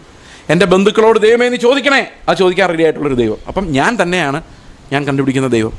ദൈവത്തിന് എന്താ ഇഷ്ടമെന്ന് എനിക്കറിയാൻ മേലെ, അറിയേണ്ട താല്പര്യമില്ല. ശരിക്കും ദൈവത്തെ നമ്മൾ കണ്ടിട്ടുണ്ടെങ്കിൽ നമ്മൾ സുബോധത്തോടെ അവൻ്റെ സന്നിധിയിൽ ഒരു നിമിഷം നിൽക്കാൻ പറ്റില്ല. കാരണം അതുപോലെ പാപബോധം നമ്മുടെ ഉള്ളിലുണ്ടാവും. കാരണം God is his holiness is far removed from us. അത് നമുക്ക് കാണുന്നില്ല. അപ്പോൾ നമ്മളെല്ലാം അന്വേഷിച്ച് നമ്മുടെ സ്വഭാവമുള്ളൊരു ദൈവത്തെ കണ്ടുപിടിച്ചിട്ടുണ്ട്. ഇന്ന് ഓരോരുത്തരുടെയും മനസ്സെടുത്ത് നോക്കിയാൽ ഇന്ന് കൂണുകൾ പോലെ സഭകൾ മുളച്ചു പൊന്നുന്നുണ്ട്. അവിടുത്തെ ഉപദേശിയെ നിങ്ങൾ വിളിച്ച് നോക്കിക്കേ, ആ സഭയിലെ ദൈവത്തിന് ഉപദേശിയുടെ അതേ സ്വഭാവമായിരിക്കും. കാരണം ഉപദേശിക്ക് എന്താണോ ഇഷ്ടം അതാണ് അവിടുത്തെ ദൈവത്തിനും ഇഷ്ടം. ഉപദേശിക്ക് വെള്ളവസ്ത്രം ഇഷ്ടമെങ്കിൽ ദൈവത്തിനും വെള്ളവസ്ത്രം ഇഷ്ടം. ഉപദേശിക്ക് ക്ലീൻ ഷേവ് ചെയ്യണമെങ്കിൽ ദൈവത്തിനും അതാ ഇഷ്ടം. അത് അങ്ങനെ അങ്ങ് സ്ഥാപിച്ചിരിക്കുന്നത് അവരവരുടെ ഇഷ്ടത്തിനനുസരിച്ചുള്ള ദൈവങ്ങളാണ് ഈ കാര്യങ്ങൾ. ഇതൊന്നും ദൈവത്തിൻ്റെ നീതിയിലേക്ക് പോകുന്നില്ല. ഇതെല്ലാം ആപേക്ഷികമായ നീതികൾ മാത്രമേ ഉണ്ടാക്കുന്നുള്ളൂ. ഇതൊന്നും വേണ്ടാന്നല്ല, പക്ഷെ ഇതൊക്കെ ആപേക്ഷികമായ നീതികൾ മാത്രമാണ്. അപ്പോൾ നമ്മൾ വളരെ കഷ്ടപ്പെട്ട് അന്വേഷിച്ച് കണ്ടുപിടിക്കുന്ന ദൈവം ആരാണ്? നമ്മൾ തന്നെയാണ്. നമ്മുടെ ആഗ്രഹങ്ങളാണ്. ഇപ്പം ഞാൻ സാധാരണ ചിന്തിക്കാറുള്ളൊരു കാര്യമാണ്, എൻ്റെ പിള്ളേരെല്ലാം അമേരിക്കയിൽ പോയി പഠിക്കണം എന്ന് എൻ്റെ ആഗ്രഹം എന്ന് വിചാരിച്ചോ. ഇപ്പോൾ ദൈവത്തിൻ്റെ ആഗ്രഹം തന്നെയാണ്. പക്ഷെ പോകാൻ പറ്റുന്നില്ല. എത്ര ശ്രമിച്ചിട്ടും വിസ ശരിയാവുന്നില്ല. എൻ്റെ കാര്യം ദൈവമല്ല. ദൈവത്തിന് എങ്ങനെയെങ്കിലും എന്നെ അമേരിക്ക കൊണ്ടുപോകണമെന്ന് ആഗ്രഹമുണ്ട്. പക്ഷെ പിശാച് സമ്മതിക്കുന്നില്ല. അതാണ് പ്രശ്നം. സത്യം പറഞ്ഞാൽ നമ്മൾ ഈ കഷ്ടപ്പെട്ടുണ്ടാക്കിയ ദൈവത്തിന് പിശാചിനെ നേരിടാൻ ശക്തിയൊന്നുമില്ല. അത് നമ്മൾ തന്നെയാണ്. സത്യമാണ്. പിന്നെ ഈ ദൈവത്തിന് ശക്തി കൊടുക്കാൻ വേണ്ടിയാണ് ഉപവാസം എടുത്തും പ്രാർത്ഥിച്ചും മതപരമായ ചടങ്ങുകളൊക്കെ കാണിച്ച് എങ്ങനെയെങ്കിലും ഈ ഞാൻ ഉണ്ടാക്കിയ സങ്കല്പത്തെ ഒന്ന് ശക്തീകരിച്ച് എൻ്റെ കാര്യം സാധിപ്പിക്കാനുള്ള ശ്രമമാണ് ഇന്നത്തെ മതം മുഴുവൻ. ഏത് മതമായാലും ഇത് സത്യമാണ്. ഞാനൊരു വീട്ടിൽ ചെന്നപ്പോൾ ഒരാൾ പറഞ്ഞു ഭയങ്കര പോരാട്ടമാണ് ഇവിടെ, കൂടോത്രം ഇതാ. ഞാൻ പറഞ്ഞു എന്ത് കൂടോത്രം? പ്രാർത്ഥിച്ചില്ലേ? ഉപവാസത്താലും പ്രാർത്ഥനയിലും നീങ്ങിപ്പോകാത്ത എന്താ ഉള്ളത്? അപ്പോൾ ഉപവസിക്കുന്നുണ്ട്, പ്രാർത്ഥിക്കുന്നുണ്ട്, ബ്രദറെ ഒന്നും പോകുന്നില്ല. ഞാൻ പറഞ്ഞു എന്നാൽ പിന്നെ ഇത് നിർത്തിയിട്ട് നിങ്ങൾ അവരോട് പൊക്കോ. കാരണം നോക്കിയിട്ട് ശക്തി അതിനാണെന്നാണല്ലോ തോന്നുന്നത്. സംഗതി സത്യമാണ്. കാരണം നമ്മൾ ദൈവമാണെന്ന് കണ്ടുപിടിച്ച് വെച്ചിരിക്കുന്നതിനൊന്നും ശരിക്കും ശക്തിയില്ല. അതിനേക്കാൾ ശക്തി പിശാചിലുണ്ടെന്ന് നമ്മൾ വിചാരിക്കുന്നു. ആ ഭയത്തിലാണ് പല പെന്തക്കോസ്തുകാരും ഇന്ന് ജീവിക്കുന്നത്. യഥാർത്ഥ ദൈവത്തെ കണ്ടിട്ടുള്ള ചില ചിത്രങ്ങൾ ബൈബിളിലുണ്ട്. നിങ്ങൾ ആ ദൈവത്തെ കണ്ടുമുട്ടിയിട്ടുണ്ടോ എന്ന് പരിശോധിക്കാനൊരു അവസരവും കൂടിയാണിത്. എങ്ങനെയാണ് നമ്മൾ ദൈവത്തെ കാണുന്നത്? ദൈവത്തിൻ്റെ സ്വഭാവം എന്താണ്? യോഹന്നാൻ്റെ സുവിശേഷം 1:18 പറയുന്നു, ദൈവത്തെ ആരും ഒരു നാളും കണ്ടിട്ടില്ല, അവൻ്റെ മടിയിലിരിക്കുന്ന ഏകജാതനായ പുത്രൻ അവനെ വെളിപ്പെടുത്തിയിരിക്കുന്നു. അപ്പം നമ്മൾ ദൈവം ഉണ്ട് എന്ന് പറയുമ്പം ആരാണ് അവനെ വെളിപ്പെടുത്തിയത്? ക്രിസ്തുവാണ്. ഞാൻ അന്വേഷിച്ച് ദൈവത്തെ അന്വേഷിച്ച് കണ്ടുപിടിച്ചു, കണ്ടത് ക്രിസ്തുവിനെയാണെന്ന് വിചാരിച്ചോ. അപ്പോൾ എനിക്ക് പറയാം ദൈവം എത്തി. കാരണം സ്നേഹമാണ്, കരുണയാണ്, എല്ലാമാണ്. ഞാനാണെങ്കിലോ ഇതൊന്നുമല്ല, അല്ലേ? നിങ്ങൾ തിരിഞ്ഞ് ഒന്നുമില്ല, ഗുണങ്ങളില്ലെന്ന് പറയണ്ട. എല്ലാ ഗുണങ്ങളുമുള്ള ഒരു മനുഷ്യൻ, അവനിൽ ദൈവത്തിൻ്റെ സകല സമ്പൂർണ്ണതയും ദേഹരൂപമായി വസിക്കുന്നു. അവനെ കണ്ടെത്തി കഴിഞ്ഞാൽ നമുക്ക് പറയാം, you are that, thou are that പറയാം. കാരണം അവനിൽ ഇതെല്ലാം തികഞ്ഞിരിക്കുന്നു. ഒരു വ്യക്തിയിൽ, അത് ക്രിസ്തുവാണ്. ക്രിസ്തു വെളിപ്പെടുത്തിയ ദൈവം ആരാണ്? പിതാവ് ആരാണ്? അവൻ്റെ സ്വഭാവം എന്താണ്? അതാണ് നമ്മൾ അന്വേഷിക്കേണ്ടത്. ആ ദൈവത്തെയാണ് നമ്മൾ കണ്ടെത്തേണ്ടത്. ആ ദൈവത്തെ കണ്ടെത്തുന്നവർ ഒരു തകർച്ചയോടെ, ഒരു നിലവിളിയോടെ, പാപബോധത്തോടെ, മാനസാന്തരത്തോടെ അല്ലാതെ അവൻ്റെ സന്നിധിയിലെത്താൻ ഒരിക്കലും കഴിയുകയില്ല. കാരണം അവൻ്റെ ഡിമാൻഡ്സ് അത്ര വലിയ ഡിമാൻഡ്സാണ്. അതിൻ്റെ ഏറ്റവും വലിയൊരു എക്സാമ്പിൾ ഈ രണ്ട് ദൈവങ്ങൾ തമ്മിലുള്ള, അതായത് ലോകത്തിൻ്റെ ദൈവം, യഥാർത്ഥ ദൈവം തമ്മിലുള്ള കോൺഫ്ലിക്റ്റ് നമുക്ക് മനസ്സിലാകുന്നത് പത്രോസിൻ്റെ മീൻപിടുത്തത്തിൽ നിന്നാണ്. അപ്പോൾ നമ്മൾ വലിയൊരു പാഠം പഠിക്കുന്നത്. ലൂക്കോസിൻ്റെ സുവിശേഷം 5-ാം അധ്യായത്തിലാണ് ഇതുള്ളത്. അത് ഇപ്പോൾ വായിക്കുന്നില്ല, പക്ഷേ നിങ്ങൾക്ക് എല്ലാവർക്കും അറിയാവുന്ന കഥയാണ്. അതുകൊണ്ട് ഞാനത് ചുരുക്കി പറയാം. യേശുക്രിസ്തു ഒരു ദിവസം പടകിൽ ശീമോൻ്റെ പടകിൽ ഇരുന്നുകൊണ്ട് ജനത്തെ ഉപദേശിച്ചു. അതിനുശേഷം ശീമോനോട് പറഞ്ഞു, എങ്ങനെയുണ്ട് മീൻപിടുത്തം? ശീമോൻ പറഞ്ഞു, രാത്രി മുഴുവൻ അധ്വാനിച്ച് ഒന്നും കിട്ടിയിട്ടില്ല. അപ്പോൾ കർത്താവ് പറഞ്ഞു, ആഴത്തിലേക്ക് നീ വല വീശ് എന്ന് പറഞ്ഞു. വല വീശി ഇഷ്ടംപോലെ മീനുണ്ടായി. അടുത്ത പടകുകാരെ വിളിച്ചു. വല കീറുന്നവരെ മീൻ വന്ന് നിറഞ്ഞു. അപ്പോൾ സാധാരണഗതിയിൽ ഒരു കൺവെൻഷൻ പ്രസംഗം 1.5 മണിക്കൂർ പറയാനുള്ള കാര്യമാണ് ഞാൻ 1 മിനിറ്റ് കൊണ്ട് പറഞ്ഞു തീർത്തത്. ഇതാണ് മെസ്സേജ് തീർന്നു. എന്താണ് മെസ്സേജ് എന്നറിയാമോ? കർത്താവ് നിൻ്റെ പടകിലുണ്ടെങ്കിൽ മീൻപിടുത്തത്തിൻ്റെ കാര്യം ഓക്കെ, നീ ഇനി രാത്രി പണിക്ക് പോകണ്ട, സുശേഷ വേല ചെയ്തോ, രാവിലെ ഒരു നേരം കർത്താവ് നിൻ്റെ കൂടെ വന്നാൽ നിൻ്റെ ബിസിനസ് അഭിവൃദ്ധിപ്പെടും. അതുകൊണ്ട് നമ്മളെല്ലാം പ്രാർത്ഥിക്കാൻ തുടങ്ങുവാണ്. എൻ്റെ കൂടെ ബിസിനസ്സിലേക്ക് ഇറങ്ങി വരുന്ന കർത്താവ്, എൻ്റെ വിശാലമായ ലോകത്തിൻ്റെ വഴിയിൽ എൻ്റെ കൂടെ നടന്ന് എന്നെ ധനവാനാക്കുന്ന കർത്താവ്. ഇത് കർത്താവാണോ നമ്മളവിടെ കാണുന്നത്? അല്ല. ഞാൻ മറ്റുള്ള പടകുകാരോട് പറഞ്ഞേനെ, എടാ കർത്താവ് പടകിൽ വരണോടാ, എന്നാലേ ബിസിനസ് ശരിയാവുള്ളൂ. ഇതല്ല ഇന്നത്തെ മെസ്സേജ്. കർത്താവ് പടകിലുണ്ടെങ്കിൽ എനിക്ക് മീൻ കിട്ടും. പക്ഷെ പ്രശ്നം, പത്രോസ് പറയാണ്, കർത്താവേ നീ എന്നെ വിട്ടു പോ, ഞാൻ പാപിയായ ഒരു മനുഷ്യൻ, എനിക്ക് മീനും വേണ്ട ഒന്നും വേണ്ട എന്ന് പറഞ്ഞ് ഇവൻ അവൻ്റെ കാൽക്കൽ വീണു. വേറൊരു ഭാഗത്ത് പറയുന്നത് അവൻ എടുത്ത് കടലിലേക്ക് ചാടി. ഇത് കാണിക്കുന്നത് അന്നേരം വരെ അവൻ്റെ ഏറ്റവും വലിയ ആവശ്യം എന്ന് പറയുന്നത് മീനില്ല എന്നുള്ളതായിരുന്നു, മീൻ കിട്ടുക എന്നുള്ളതായിരുന്നു. എന്നാൽ ദൈവത്തെ എപ്പോൾ കണ്ടോ ആ സമയത്ത് അവൻ്റെ ആവശ്യം, ഞാനൊരു പാപിയാണ്, ഞാൻ എങ്ങനെ നിൻ്റെ മുമ്പിൽ നിൽക്കും എന്നുള്ളതാണ്. യഥാർത്ഥ ദൈവത്തെ നമ്മൾ കണ്ടുമുട്ടിയിട്ടുണ്ടെങ്കിൽ ഈ പാപബോധമില്ലാതെ നമുക്കവനെ കണ്ടെത്താൻ പറ്റില്ല. കാരണം അവൻ നീതിമാനായ ദൈവമാണ്, നമ്മുടെ ഹൃദയങ്ങളുടെ അകത്തേക്ക് നോക്കുന്ന ദൈവമാണ്. അവിടെ യേശുക്രിസ്തു കൊണ്ട് പറയുന്നത്, നീ ഭയപ്പെടേണ്ട, ഞാൻ നിന്നെ മനുഷ്യനെ പിടിക്കുന്നവനാക്കാം, നീ എന്നെ അനുഗമിക്കുക എന്ന് പറയുമ്പോൾ കർത്താവ് അവനോട് സൂചിപ്പിക്കുന്നത്, ഇപ്പോൾ പാപികളെ അന്വേഷിച്ചാണ് ഞാൻ വന്നിരിക്കുന്നത്, നിന്നെപ്പോലുള്ളവരെ അന്വേഷിച്ച്. നാളെ ഞാൻ നീതിമാനായ രാജാവായി വരുമ്പോൾ എൻ്റെ മുമ്പിൽ നിൽക്കാൻ പറ്റണമെങ്കിൽ ഇപ്പോൾ നീ എൻ്റെ അടുത്ത് വരണം. അപ്പോൾ ശരിക്കും നമ്മൾ ബൈബിളിൽ നോക്കിയാൽ യഥാർത്ഥ ദൈവത്തെ, യേശുക്രിസ്തു വെളിപ്പെടുത്തുന്ന ദൈവത്തെ ആരെല്ലാം കണ്ടിട്ടുണ്ടോ അവരെല്ലാം വലിയൊരു ബ്രോക്കൺ എക്സ്പീരിയൻസിലൂടെ കടന്നു പോയിട്ടുണ്ട്. അന്നേ വരെയുള്ള ജീവിതത്തെക്കുറിച്ച് ഭയങ്കര സങ്കടവും നിരാശയും തോന്നിയിട്ടുണ്ട്. യേശുവേ നീ ഇല്ലാതെ എനിക്ക് ജീവിക്കാൻ പറ്റത്തില്ല എന്നുള്ളൊരു വേദന തോന്നിയിട്ടുണ്ട്. അതല്ല, ലോകത്തോടുള്ള മോഹം വർദ്ധിക്കുകയാണ് ചെയ്യുന്നതെങ്കിൽ നിങ്ങൾ യഥാർത്ഥ ദൈവത്തിലല്ല എത്തിയിരിക്കുന്നത്, നിങ്ങളുടെ തന്നെ ഒരു സെൽഫ് ഇമേജിലേക്കാണ് നിങ്ങൾ എത്തിയിരിക്കുന്നത്. നിങ്ങളെക്കൊണ്ട് ചെയ്യാൻ പറ്റാത്ത കാര്യങ്ങൾ നിങ്ങൾക്ക് ചെയ്തു തരുന്ന ഒരു വീരനായ ഒരു സൂപ്പർമാനെയാണ് നിങ്ങൾ അന്വേഷിച്ചത്. അത് നിങ്ങളെ സങ്കല്പിച്ചുണ്ടാക്കിയിരിക്കുകയാണ്. അതിനെ ഓഗ്മെൻ്റ് ചെയ്യുന്ന പ്രവചനങ്ങളാണ് ഇന്ന് നടക്കുന്നത്. ശുശ്രൂഷകളിൽ മിക്കവാറും സ്ഥലത്ത് നമ്മൾ കാണുന്നത് ഈ ഒരു കൺസെപ്റ്റിനെ ബലപ്പെടുത്തുന്ന തരത്തിലുള്ള പ്രസംഗങ്ങളും ശുശ്രൂഷകളുമാണ്. അതുകൊണ്ട് ഒരു വലിയ തലമുറ ഇന്ന് ദൈവത്തിൽ നിന്നകന്ന് അന്യദൈവാരാധനകളിലേക്ക് അവരറിയാതെ തന്നെ തിരിഞ്ഞു പോയിരിക്കുന്ന ഒരു കാലഘട്ടത്തിലാണ് നമ്മൾ ഇന്ന് ജീവിക്കുന്നത്. അപ്പോൾ ദൈവത്തെ കാണുന്നതുകൊണ്ടുള്ള ഏറ്റവും പ്രധാനപ്പെട്ട first impact is that they will repent, they will be broken. അത് ഇയ്യോബിൻ്റെ കഥ നമ്മൾ നോക്കുമ്പോൾ അറിയാം. Job was righteous. അവൻ ഒരു തെറ്റും കാണാൻ, പിശാചിന് പോലും അവനൊരു തെറ്റ് കാണാൻ കഴിഞ്ഞില്ല. പക്ഷേ എന്തൊരു ഇൻട്രസ്റ്റിംഗ് ആയിട്ടുള്ള കാര്യമുണ്ട്, അവൻ അടിച്ച് തകർക്കപ്പെട്ട് അവൻ്റെ ജീവിതം മുഴുവൻ ഒരു കോലമായി, രോഗമായി, എല്ലാവരും ഉപേക്ഷിച്ചു, മക്കളും മരിച്ചുപോയി, സ്വത്തെല്ലാം നഷ്ടപ്പെട്ടു. പക്ഷെ മാനസാന്തരപ്പെട്ടില്ല. മാനസാന്തരപ്പെടാൻ മാത്രം ഇയ്യോബിൽ എന്തെങ്കിലും തെറ്റുണ്ടായിരുന്നോ? എന്തെങ്കിലും തെറ്റ് ആർക്കെങ്കിലും കാണിച്ചു കൊടുക്കാൻ പറ്റുമോ? പിശാചിന് പോലും കാണിച്ചു കൊടുക്കാൻ പറ്റിയില്ല. പക്ഷേ ഇയ്യോബ് അവസാനം പറയുന്നത്, ഞാൻ നിന്നെക്കുറിച്ചൊരു കേൾവി മാത്രമേ കേട്ടിരുന്നുള്ളൂ, ഇപ്പോൾ എൻ്റെ കണ്ണുകൊണ്ട് ഞാൻ നിന്നെ കാണുന്നു, അതുകൊണ്ട് ഞാൻ എന്നെ തന്നെ വെറുത്ത് പൊടിയിലും ചാരത്തിലും കിടന്ന് അനുതപിക്കുന്നു. അപ്പോൾ ഒന്ന് ആലോചിച്ച് നോക്കിക്കേ, എന്തിനാ അനുതപിക്കുന്നേ? ഒരു പാപവും ഓർമ്മ വരുന്നില്ല, ആരും ഒരു പാപവും ബോധ്യപ്പെടുത്തിയിട്ടില്ല. പക്ഷേ ഒറ്റ കുഴപ്പമുള്ളൂ, ദൈവത്തെ കണ്ടു. പാപം ഒന്നും ഓർമ്മ വരണ്ട, ദൈവത്തെ ഒരാൾ കണ്ടിട്ടുണ്ടോ? അവൻ തകർന്നു. ഈ അടുത്തിടെ ഈ വെള്ളപ്പൊക്കം ഉണ്ടായപ്പം പലരും പറഞ്ഞു, ഓ ഇനിയിപ്പോൾ എല്ലാവരും മാനസാന്തരപ്പെടുമായിരിക്കും. ഞാൻ പറഞ്ഞ ആരും മാനസാന്തരപ്പെടാൻ പോകുന്നില്ല. അതിൻ്റെ കാര്യം എന്താണെന്ന് വെച്ച് കഴിഞ്ഞാൽ, വെള്ളപ്പൊക്കം ഉണ്ടായപ്പോൾ എല്ലാവരും പറഞ്ഞെന്താണെന്നറിയോ? അവന്മാർ മാനസാന്തരപ്പെടാത്തതുകൊണ്ടാണ്, അല്ലാതെ ഞാൻ മാനസാന്തരപ്പെടാത്തതുകൊണ്ടാണെന്ന് ആരും പറഞ്ഞ് കേട്ടിട്ടില്ല. ജനം മാനസാന്തരപ്പെടാത്തതുകൊണ്ടാ ബ്രദറെ എന്ന് പറഞ്ഞിട്ടുണ്ട്. ആ ജനം ആരാന്ന് ഇവരാരും പറഞ്ഞിട്ടില്ല. അത് ഞാനാന്നും ഞങ്ങളാന്നും പറയാതെ ആരെങ്കിലും മാനസാന്തരപ്പെടുമോ? വേദപുസ്തകത്തിൽ പറഞ്ഞിരിക്കുന്ന നമ്മുടെ എക്സാമ്പിൾ നോക്കിക്കഴിഞ്ഞാൽ ഒരുത്തനും കഷ്ടകാലം കൊണ്ട് രക്ഷപ്പെടാൻ നിലവിളിച്ചതല്ലാതെ മാനസാന്തരപ്പെട്ടിട്ടില്ല. ഇയ്യോബ് പോലും മാനസാന്തരപ്പെട്ടില്ല. അത്രയും കഷ്ടം വന്നിട്ട് മാനസാന്തരപ്പെട്ടില്ല. അവന് മനസ്സിലായില്ല അവൻ്റെ പാപം എന്താന്ന്. അതിന് ദൈവം തന്നെ നേരിട്ട് വരേണ്ടി വന്നു. ദൈവത്തിൻ്റെ ആത്മാവ് ഇടപെടാതെ ഒരു മനുഷ്യനും മാനസാന്തരപ്പെടാൻ പറ്റത്തില്ല. സുവിശേഷത്തിൻ്റെ കേൾവി, ഹൃദയം തുറന്ന് ആ നീതി എന്താണ് യഥാർത്ഥത്തിൽ ദൈവം എന്നിൽ നിന്ന് പ്രതീക്ഷിക്കുന്നതെന്ന് എൻ്റെ മുമ്പിൽ വെളിപ്പെടാതെ, അവൻ്റെ ശക്തിയുടെ മുൻപിൽ പിതാവിനാൽ ആകർഷിക്കപ്പെടാതെ എനിക്ക് മാനസാന്തരപ്പെടാനോ യേശുവിനെ കൈക്കൊള്ളാനോ സാധിക്കില്ല. മനുഷ്യൻ്റെ രണ്ടാമത്തെ തലത്തിൽ അവൻ പാപത്തെ സെൻസ് ചെയ്യുന്നവൻ്റെ ഹൃദയത്തിൽ തന്നെയാണ്. ഈ പാപത്തെ ജയിക്കാനുള്ള വഴി എന്താണ്? വിശ്വാസികളുടെ കാര്യം പറയുന്നത്. വിശ്വാസിയായ ഒരാൾ, യേശുവിൽ വിശ്വസിക്കുന്ന ഒരാൾ, യേശു ക്രിസ്തുവിൽ വിശ്വസിക്കുന്ന ഒരാൾ അവൻ്റെ മനസ്സിലുള്ള പാപത്തെ തോൽപ്പിക്കാൻ എന്താ ചെയ്യേണ്ടത്?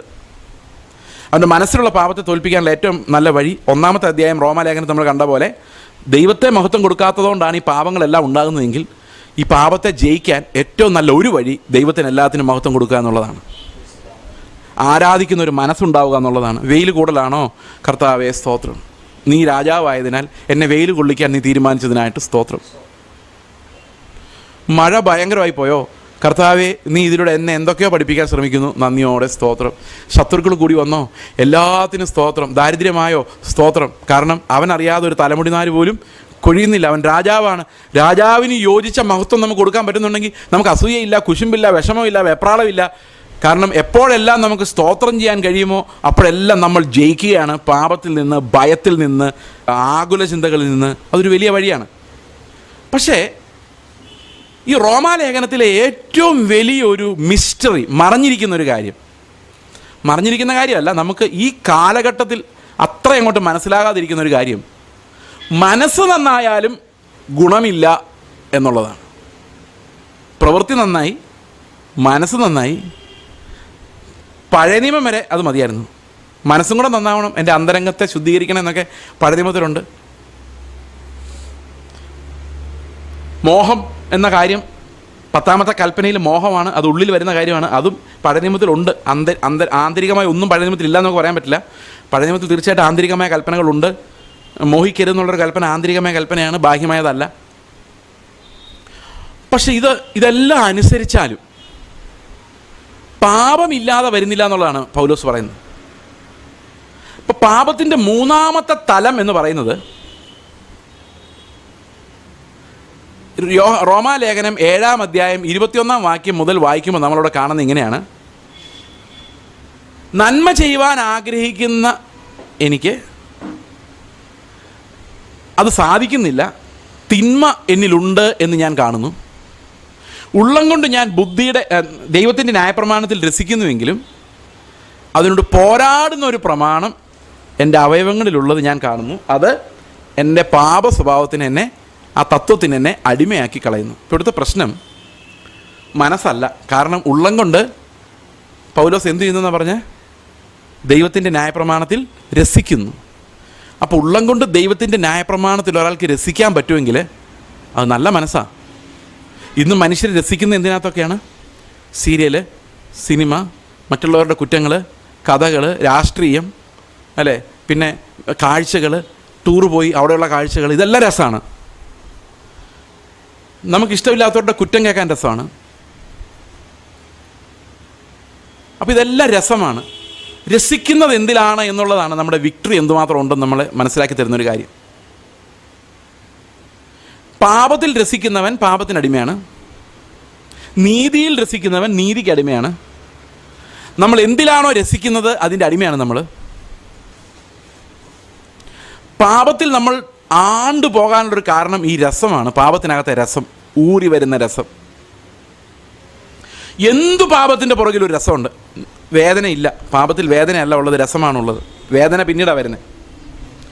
ഉദാഹരണത്തിന്, ആരുടെയെങ്കിലും കുറ്റം പറയുന്നത് കേൾക്കുമ്പോൾ എനിക്ക് ദേഹമാകെ ഇച്ചിങ് ഉണ്ടാകുന്ന ഒരു അലർജിക് ഡിസീസ് ഉണ്ടെന്ന് വിചാരിച്ചോ, ഞാൻ ആരുടെയെങ്കിലും കുറ്റം കേൾക്കാൻ നിൽക്കുമോ?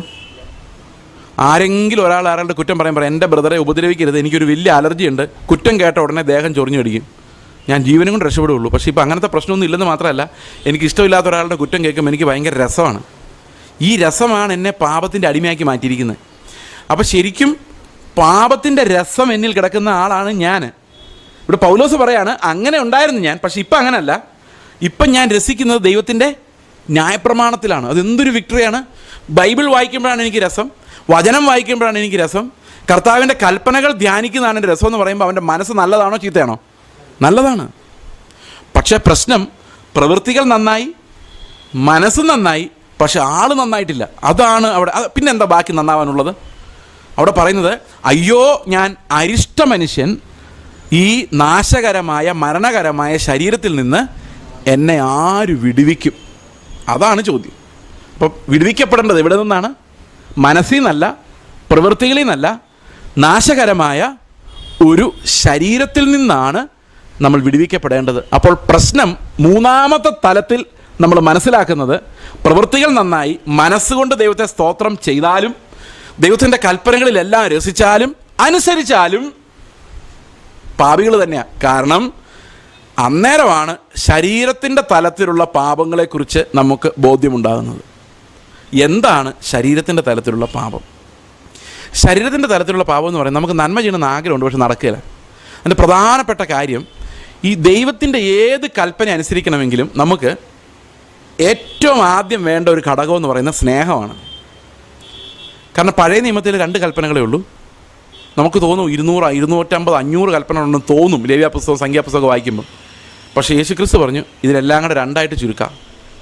നിന്റെ ദൈവമായ കർത്താവിനെ പൂർണ്ണകൃത്തോടും പൂർണ്ണാത്മാവോടും പൂർണ്ണ മനസ്സോടും പൂർണ്ണ ശക്തിയോടും കൊണ്ട് സ്നേഹിക്കുക, നിന്നെ പോലെ തന്നെ നിൻ്റെ അയൽക്കാരനെ സ്നേഹിക്കുക. ഈ 2 കൽപ്പനകളിൽ സകല ന്യായപ്രമാണവും പ്രവാചകന്മാരും അടങ്ങിയിരിക്കുന്നു എന്ന് പറഞ്ഞാൽ പഴയ നിയമം മുഴുവൻ ഈ 2 കൽപ്പനകൾ അടങ്ങിയിരിക്കുന്നു. സ്നേഹമാണ് പ്രശ്നം.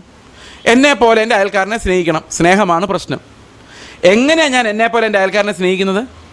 എൻ്റെ വീട്ടിൽ 2 ചക്കപ്പഴം ഉണ്ടെങ്കിൽ എങ്ങനെ അയൽക്കാരനെ എന്നെപ്പോലെ തന്നെ സ്നേഹിക്കുന്നത്? ഒരു ചക്കപ്പഴം അവന് കൊണ്ടേ കൊടുക്കുന്നു. പക്ഷെ നമ്മൾ സാധാരണഗതിയിൽ ഇതിനകത്ത് നല്ല ചക്കപ്പഴം കൊടുക്കുമോ അതോ വാടിയത് കൊടുക്കുമോ? നമ്മുടെ വീട്ടിൽ പിള്ളേർ തിന്നാനുണ്ടെങ്കിൽ നമ്മൾ മിക്കവാറും വാടിയതേ കൊടുക്കുള്ളൂ. അവിടെ പറയും, അത്ര നല്ലതല്ല, ഒന്ന് കട്ട് ചെയ്ത് നോക്കിയേക്കോ എന്ന് പറഞ്ഞ് കൊടുക്കുള്ളൂ. അപ്പോൾ എന്താ കൊടുത്തിട്ടുണ്ട് പ്രവൃത്തി, അല്ലേ? അയൽക്കാരനെ കൊടുത്തോ ഇല്ലയോ എന്നല്ല ദൈവം ചോദിക്കുന്നേ. ഒറ്റ ചോദ്യമുള്ളൂ, നീ നിന്നെ സ്നേഹിക്കുന്ന പോലെ അയൽക്കാരനെ സ്നേഹിച്ചോ? അതാണ് ചോദ്യം. ഭിക്ഷക്കാരൻ വീട്ടിൽ വന്ന് 100 രൂപ കൊടുത്തു. നേരത്തെ 1 രൂപ കൊടുത്തോണ്ടിരുന്നവനാ, ഭയങ്കര മാനസാന്തരം. പക്ഷേ ചോദ്യം ഭിക്ഷക്കാരന് 100 രൂപ കൊടുത്തോന്നല്ല, നീ അവനെ നിന്നെപ്പോലെ തന്നെ സ്നേഹിച്ചോ എന്നുള്ളതാണ്. എവിടെ പ്രശ്നം എന്താണെന്നറിയോ? ഈ സ്നേഹം ഉൽപ്പാദിപ്പിക്കാൻ എൻ്റെ ശരീരത്തിന് കഴിവില്ല എന്നുള്ളതാണ്. അപ്പോൾ ഇവിടുത്തെ പ്രതിസന്ധി, നമ്മൾ എത്ര വിചാരിച്ചാലും ആഗ്രഹിച്ചാലും ഉള്ള എത്ര നന്നായാലും നമുക്ക് അനുസരിക്കാൻ പറ്റില്ല. കാരണം നമ്മുടെ ശരീരത്തിൽ അഗപ്പെ എന്ന സ്നേഹം ഉള്ള ഹോർമോണുകൾ ഉണ്ടാകുന്നില്ല. നാശകരമായ ശരീരം, ഇതാണ് പ്രശ്നം. ഇതൊരു ഭയങ്കര തിരിച്ചറിവാണ്. തകർത്ത് തരിപ്പണമായി കളയുന്നത്. നമ്മൾ ദൈവത്തോട് ഞാൻ പറയുന്നത് എന്താണെന്നറിയോ? ദൈവമേ, ഞാൻ ചെയ്തിട്ടില്ല എന്നല്ല, ഇനി ചെയ്യാമെന്നല്ല, ഞാൻ എത്ര വിചാരിച്ചാലും എന്നെക്കൊണ്ട് ചെയ്യാൻ പറ്റത്തില്ല. കാരണം എൻ്റെ ശരീരം വീണ്ടെടുക്കപ്പെട്ടിട്ടില്ല. ശരീരം വീണ്ടെടുക്കപ്പെടുന്ന ഇനി കാഹളനാദത്തിങ്കിൽ മാത്രമേ ഉള്ളൂ. അപ്പോൾ അന്ന് വരെ ഈ ശരീരം ഇങ്ങനെ ഇരിക്കുള്ളൂ. അപ്പോൾ ഞാൻ ഈ ലോകത്ത് എന്ത് ചെയ്താലും ഈ ശരീരത്തിൻ്റെ പോരായ്മ അതിനുണ്ടായിരിക്കും. അപ്പോൾ ഈ ലോകത്ത് ജീവിച്ചിരിക്കുന്നിടത്തോളം കാലം ദൈവത്തെ പ്രസാദിപ്പിക്കുന്ന ഒരു പണിയും ചെയ്യുവാൻ എനിക്ക് സാധിക്കില്ല എന്ന സത്യത്തിലേക്ക് നമ്മൾ എത്തുമ്പോഴാണ് ഐ ആം എ സീറോ, കർത്താവേ ഞാൻ എത്ര വിചാരിച്ചാലും ഞാൻ സീറോ അല്ലാതെ ഒന്നും ആകാൻ പറ്റില്ല എന്ന് എനിക്ക് മനസ്സിലാകുന്നിടത്താണ് പുതിയ നിയമ മാനസാന്തരം ആരംഭിക്കുന്നത്. മനസാക്ഷിയുടെ തലത്തിലുള്ള മാനസാന്തരം, പ്രവൃത്തിയുടെ തലത്തിലുള്ള മാനസാന്തരം എല്ലാ മതങ്ങളിലും ഉണ്ട്. പക്ഷെ ശരീരത്തിൻ്റെ തലത്തിലുള്ള മാനസാന്തരം എന്ന് പറയുന്നത് യേശുവിൻ്റെ നീതിയുടെ മുൻപിൽ മാത്രം വരുന്നതാണ്. അത് ദൈവത്താൽ മാത്രം സാധിക്കുന്ന ഒരു മാനസാന്തരമാണ്. ഇത് ഇല്ലാതെ പോകുന്നത് കൊണ്ടാണ് ഇന്ന് സ്വയനീതിക്കാരായ പരീശന്മാർ ഉണ്ടാകുന്നത്. ഒരു വലിയ കൂട്ടം വിശ്വാസികൾ വിചാരിക്കുന്നത് ഞങ്ങളൊരു 50 മാർക്ക് 100-ൽ മേടിച്ചിട്ടുണ്ടെന്ന്. എന്നാൽ അതിനേക്കാൾ വലിയൊരു കൂട്ടം വിശ്വസിക്കുന്നത് ഞങ്ങളൊരു 30-32 മാർക്കിൽ നിൽക്കുകയാണ്, 35 കിട്ടിയാൽ ജയിക്കാം. ഒരു 2-3 കാര്യങ്ങളുടെ ഒരു അഡ്ജസ്റ്റ്മെൻറ്റ് വരുത്തിയാൽ ദൈവത്തിന് ഭയങ്കര ഇഷ്ടമായിരിക്കും. രാവിലെ എഴുന്നേറ്റ് പ്രാർത്ഥിക്കുന്നില്ല, ഇപ്പോൾ അതൊന്ന് ചെയ്യണം നാളെ തൊട്ട്, അപ്പോൾ ദൈവത്തിന് ഇഷ്ടപ്പെടും. പിന്നെ പിള്ളേരുടെ ഇടയ്ക്ക് ദേഷ്യപ്പെടുന്നുണ്ട്, അതൊന്ന് നിർത്തണം. ഭാര്യയ്ക്ക് ഇടയ്ക്ക് ഓരോ പൊട്ടി കൊടുക്കുന്നുണ്ട്, അത് നിർത്തണം. ദൈവമേ, വഴക്കുണ്ടാക്കുന്നുണ്ട്, നിർത്തണം. ദേഷ്യം ഇതെല്ലാം നിർത്തണം. അപ്പോൾ ദൈവത്തിന് ഓക്കെ ആയിരിക്കും. പിന്നെ വല്ലവരെ കുറച്ചുകൂടെ സഹായിക്കണം, ചർച്ചിലെ മീറ്റിങ്ങിനൊക്കെ കുറച്ചുകൂടെ പോകണം, ഉത്സാഹം കാണിക്കണം. ഇത്രയും കാണിച്ചാൽ ദൈവത്തിന് ഇഷ്ടമായിരിക്കും നമ്മൾക്കൊരു ചിന്ത. 32 മാർക്ക്, 3 മാർക്ക് കൂടെ കിട്ടിയേ ജയിക്കാം. ഈ ഉപദേശങ്ങൾ മുഴുവൻ അതിനാ, ഈ 3 എങ്ങനെ മേടിക്കാം. പക്ഷെ എന്താണെന്നറിയാൻ മേല, എത്ര ചെയ്താലും 32 നിൽക്കുകയുള്ളൂ. ഒരിടത്ത് ശരിയാക്കുമ്പോൾ വേറെടുത്ത് പൊട്ടും. ഇപ്പോൾ ഉപദേശം മുഴുവൻ, പ്രവചനം മുഴുവൻ ഇതാ, നീ വിടേണ്ടതിനെ വിട്ട് ചേരരുത് ചേർന്ന നിൻ്റെ കാര്യമൊക്കെയാണ്. പക്ഷെ ഇവൻ അറിയാത്തൊരു കാര്യമുണ്ട്, ഈ 32 അല്ല ഇവൻ്റെ കേസ് 0 ഒന്നല്ല, 200 പണി ചെയ്തെങ്കിൽ 200 0 മേടിച്ചുകൊണ്ടിരിക്കുന്നത്. പക്ഷെ എങ്ങനെയോ വിചാരിക്കുന്നു ഞാൻ കുറച്ചൊക്കെ നല്ലപോലെ ചെയ്തിട്ടുണ്ട്, കുറച്ചൊക്കെ ഞാൻ നല്ല ആളാണെന്ന് എങ്ങനെയോ വിചാരിക്കുന്നു. അവിടെ ഒരു തകർച്ച ഉണ്ടാകണമെങ്കിൽ നമ്മൾ ശരീരത്തിൻ്റെ ലിമിറ്റേഷൻ എന്താണെന്ന് മനസ്സിലാക്കണം. ഞാൻ ഈ അടുത്തിടെ ചിന്തിച്ചൊരു കഥയാണ്. ഒരു സ്കൂളിൽ ഭയങ്കര ഉഴപ്പനായൊരു പയ്യനുണ്ട്. ഒരക്ഷരം പഠിക്കില്ല, ഭയങ്കര ഉഴപ്പനാണ്, പഠിക്കത്തേയില്ല. എക്സാമിനേഷൻ്റെ സമയമായപ്പോൾ അവൻ്റെ ഒരു ആഗ്രഹം, ഒരേ ഒരു ആഗ്രഹം അവന് ബാക്കിയുള്ളൂ. എന്താണെന്നറിയോ? പഠിക്കാത്ത കുട്ടിയുടെ ഒരേ ഒരു ആഗ്രഹം ഇതാണ്. പഠിക്കാത്ത കുട്ടിയുടെ ഒരേ ആഗ്രഹം നല്ലപോലെ പഠിക്കുന്ന ഒരുത്തൻ്റെ അടുത്ത് സീറ്റ് കിട്ടണം. അതാണ് അവൻ്റെ ആഗ്രഹം. എന്തെങ്കിലും ഒളിഞ്ഞു നോക്കി എഴുതാമെന്നുള്ളതാണ് ഒരു പ്രതീക്ഷ. ഇവൻ ഇതുമായിട്ട് ഇരിക്കുകയാണ്. അപ്പം ദൈവത്തിൻ്റെ കൃപയെന്ന് പറയാൻ പറ്റില്ല, ബൈ കോയിൻസിഡൻസ് ഇവൻ പോയി ഇരുന്നത് ഏറ്റവും പഠിക്കുന്ന പയ്യൻ്റെ അടുത്താണ്. അപ്പോൾ ഇവനൊന്ന് ചിന്തിക്കുകയാണ്, ഒരു ആൻസർ കിട്ടിയായിരുന്നെങ്കിൽ, ഇവൻ്റെ ഒരു വലിയ ആൻസർ കിട്ടുവാണെങ്കിൽ ഒരു 10 മാർക്ക് എനിക്ക് വാങ്ങിക്കാം, അത് മതി ടീച്ചർമാരുടെ മുമ്പിൽ പിടിച്ച് നിൽക്കാൻ. എല്ലാ പ്രാവശ്യവും 2, 3 കിട്ടുന്നതിന് 10 കിട്ടിയാൽ മതിയല്ലോ. അപ്പോൾ ഇവൻ നോക്കിയപ്പം ഈ പഠിപ്പിച്ചിട്ട് ഇങ്ങനെ എഴുതിക്കൊണ്ടിരിക്കുകയാണ്. ആൻസർ 1 പേജായി, 2 പേജായി, 3 പേജ് ഒരു ആൻസർ ഉണ്ട്. അപ്പോൾ ഇവൻ വിചാരിച്ചു 3 പേജ് ഉണ്ടല്ലോ, 10 മാർക്കിൻ്റെ ക്വസ്റ്റൻ ആയിരിക്കും. ഇവന് ക്വസ്റ്റ്യൻ പേപ്പർ എന്താണെന്നൊന്നും അറിയാൻ മേല. ഇവനത് അതുപോലെ എഴുതി വെച്ചു, 3 പേജ് ഫുൾ. അപ്പോൾ ഇവൻ്റെ പ്രതീക്ഷ ഒരു 10 മാർക്കാണ്. ടീച്ചർ വന്ന് പേപ്പർ നോക്കിയപ്പോൾ 1.5 മാർക്ക്. അപ്പോൾ ഇവൻ ടീച്ചറിനോട് ചോദിച്ചു, ടീച്ചറെ 3 പേജ് എഴുതിയിട്ട് 1.5 മാർക്കോ? അപ്പോൾ ടീച്ചർ പറഞ്ഞു, എടാ മണ്ട, അത് 1.5 മാർക്കിൻ്റെ ചോദ്യമാണ്. ഈ പഠിപ്പിച്ചിട്ട് ഇത് 3 പേജ് എഴുതിയതിന് ടീച്ചർ ഉത്തരവാദിയല്ല. 1.5 മാർക്കിൻ്റെ ചോദ്യമാണെങ്കിൽ 10 മാർക്കിൻ്റെ ആണെന്ന് വിചാരിച്ച് എഴുതിയത്. ടീച്ചർ പറഞ്ഞു, നീ അവൻ്റെ പേപ്പർ നോക്കി എഴുതാമെന്ന് എനിക്കറിയാം, അവൻ്റെ പേപ്പർ ഇങ്ങനെ എഴുതുള്ളൂ. അവനിത് ഞാൻ ആ പേപ്പർ 3 പേജ് നോക്കിയപ്പം ഈ 1.5 മാർക്ക് കൊടുക്കാനുള്ള 2 പോയിൻ്റ് അതിനകത്തുണ്ടായിരുന്നു. അതിന് അണ്ടർലൈൻ ചെയ്തു, 1.5 മാർക്കും കൊടുത്തു. നിനക്കും അതുണ്ടായിരുന്നു, നീ കോപ്പി അടിച്ചാന്ന് എനിക്കറിയാമെങ്കിലും നീ 1.5 മാർക്ക് മേടിച്ചോട്ടെന്ന് വിചാരിച്ച് അത് നിനക്ക് കിട്ടും. ഇങ്ങനെയാണ് നമ്മുടെ അവസ്ഥ. നമ്മൾ വിചാരിക്കുക നമുക്കിതെല്ലാം കിട്ടി, പക്ഷെ സത്യം പറഞ്ഞാൽ അതിനൊന്നും മാർക്കില്ല എന്നുള്ള കാര്യം നമ്മൾ അറിയുന്നില്ല. ഈ ഒരു അവസ്ഥയിലാണ് നമ്മൾ. കാരണം ദൈവം ഒരൊറ്റ കാര്യം നോക്കുന്നുള്ളൂ. 200 കൽപ്പനകൾ അനുസരിച്ചു, പക്ഷെ ദൈവം ഒരൊറ്റ കാര്യം നോക്കുന്നുള്ളൂ. അഗപ്പെ ഉണ്ടായിരുന്നോ? ഇല്ല, 0. അഗപ്പെ ഉണ്ടായിരുന്നോ? ഇല്ല, 0. തൃശ്ശൂർ പോയി പ്രസംഗിച്ചിട്ട് വന്നു 3 സ്ഥലത്ത് ഒരു ദിവസം. അഗപ്പെ ഉണ്ടായിരുന്നോ? ഇല്ല, 0. ഇത് 0യുടെ ബഹളമാണ്. കുഞ്ഞുങ്ങളെ വളർത്തി, സ്വന്തം കുഞ്ഞിൻ്റെ അതേ ലെവലിൽ സ്നേഹിച്ചോ? ഇല്ല, 0. സ്വന്തം കുഞ്ഞിനെ സ്നേഹിക്കുന്നതിന് പോലും 0യാ. കാരണം യേശു എന്നെ സ്നേഹിച്ചവരെ സ്നേഹിക്കണം. അതാ പുതിയ നിയമത്തിൻ്റെ കൽപ്പന. യോഹന്നാൻ്റെ സുവിശേഷം 15-ാം അധ്യായത്തിൽ പറയുന്നത്, ഞാൻ മുന്തിരിവള്ളിയും എൻ്റെ പിതാവ് തോട്ടക്കാരനുമാണ്, എന്നിൽ വസിക്കാത്ത കൊമ്പുകളൊക്കെ അവൻ വെട്ടിക്കളയും. താവട്ട് വരുമ്പോൾ പറയുന്നതനുസരിച്ച് എന്നെ കൂടാതെ നിങ്ങൾക്ക് ഒന്നും ചെയ്യാൻ സാധിക്കില്ല. എന്നിൽ വസിക്കുന്നവൻ എൻ്റെ കൽപ്പന അനുസരിക്കും. അടുത്ത വാക്യം ഇതാണ്. എന്താ കൽപ്പന എന്നാ? പുതിയൊരു കൽപ്പന ഞാൻ നിങ്ങൾക്ക് തരുന്നു. എന്താണത്? ഞാൻ നിങ്ങളെ സ്നേഹിച്ച പോലെ നിങ്ങളും പരസ്പരം സ്നേഹിക്കണം എന്നതാകുന്നു എൻ്റെ കൽപ്പന. അതുകൊണ്ടാണ് കർത്താവ് പറഞ്ഞത്, ആർക്കും ഞാൻ കൂടാതെ അതനുസരിക്കാൻ സാധിക്കില്ല. അപ്പോൾ എന്ത് പ്രവൃത്തി ചെയ്താലും കർത്താവ് ഒരൊറ്റ ചോദ്യം ചോദിക്കുന്നത്, ഞാൻ നിന്നെ സ്നേഹിച്ചതുപോലെ നീ സ്നേഹിച്ചിട്ടുണ്ടോ? ഇപ്പോൾ പ്രസംഗിക്കാൻ ഞാനിവിടെ നിൽക്കുമ്പോൾ കർത്താവിനോട് ചോദിക്കുന്ന ചോദ്യം, ഈ പ്രസംഗം കേൾക്കുന്ന നിങ്ങളെ ഞാൻ യേശു എന്നെ സ്നേഹിച്ച പോലെ സ്നേഹിച്ചിട്ടുണ്ടോ? ഇല്ല, 0. അപ്പോൾ ഈ പ്രസംഗം കൊണ്ട് എനിക്ക് എത്ര മാർക്കാണ് സ്വർഗത്തിൽ കിട്ടുന്നത്? 0. ഇങ്ങനെ ചിന്തിച്ച് കഴിയുമ്പം നമ്മൾ ചെയ്ത എല്ലാ പ്രവൃത്തികളും 0യിലായി. ഇവിടെ നിന്നാണ് നമ്മൾ രക്ഷപ്പെടേണ്ടത്. വേറൊരു എക്സാമ്പിൾ പറയാം. ഇതെങ്ങനെ രക്ഷപ്പെടാമെന്നുള്ള വാക്യം നമുക്ക് നോക്കാം. അപ്പോൾ ശരീരത്തിൻ്റെ തലത്തിൽ നമ്മൾ പാപത്തെക്കുറിച്ച് ബോധവാന്മാരാകുമ്പോൾ സംഭവിക്കുന്നത്, അവിടെ ഒരു കാര്യം പറയുന്നുണ്ട് പൗലോസ്, ന്യായപ്രമാണം വന്നപ്പോഴാണ് ഞാൻ പാപിയാണെന്ന് എനിക്ക് മനസ്സിലായത്. അതിൻ്റെ കാര്യം പ്രമാണം മോശമായതുകൊണ്ടല്ല, പ്രമാണം നല്ലത് തന്നെ. പക്ഷേ ഈ പ്രമാണം അനുസരിക്കാൻ ഏൽപ്പിക്കപ്പെട്ടിരിക്കുന്ന ഞാൻ ജഡമയൻ, പാപത്തിന് ദാസനായി വിൽക്കപ്പെട്ടവൻ. അതുകൊണ്ട് ന്യായപ്രമാണത്തിൻ്റെ ഒരു കൽപ്പനയും അനുസരിക്കാൻ എന്നെക്കൊണ്ട് സാധിക്കുന്നില്ല. ഉദാഹരണത്തിന് ഒരു സഹോദരിയോട് പറയാണ്, 10 ദിവസത്തിനുള്ളിൽ 100 കറികളുണ്ടാക്കി ഒരു എക്സാമിനേഷൻ, കുക്കിംഗ് എക്സാമിനേഷനാണ്. ഇവിടെ 100 കറികളുണ്ടാക്കി. ആദ്യത്തെ കറി ടേസ്റ്റ് ചെയ്തു, ഇൻഗ്രീഡിയൻസ് കൊള്ളാം, പ്രിപ്പറേഷൻ മെത്തഡോളജി എല്ലാം കൊള്ളാം, ടിക്ക് ടിക്ക് ടിക്ക്, അവസാനം മാർക്ക് 0. കാരണം എന്താണെന്നറിയാമോ? ഉപ്പ് നോക്കിയപ്പോൾ ഉപ്പില്ല. ഒരു കറിയിലല്ല, 100 കറിയിലും ഉപ്പില്ല. അപ്പോൾ ഈ മനുഷ്യൻ വന്ന് ഈ സ്ത്രീയോട് ചോദിക്കുകയാണ്, നിങ്ങൾ എന്ത് പണിയാണ് കാണിച്ചത്?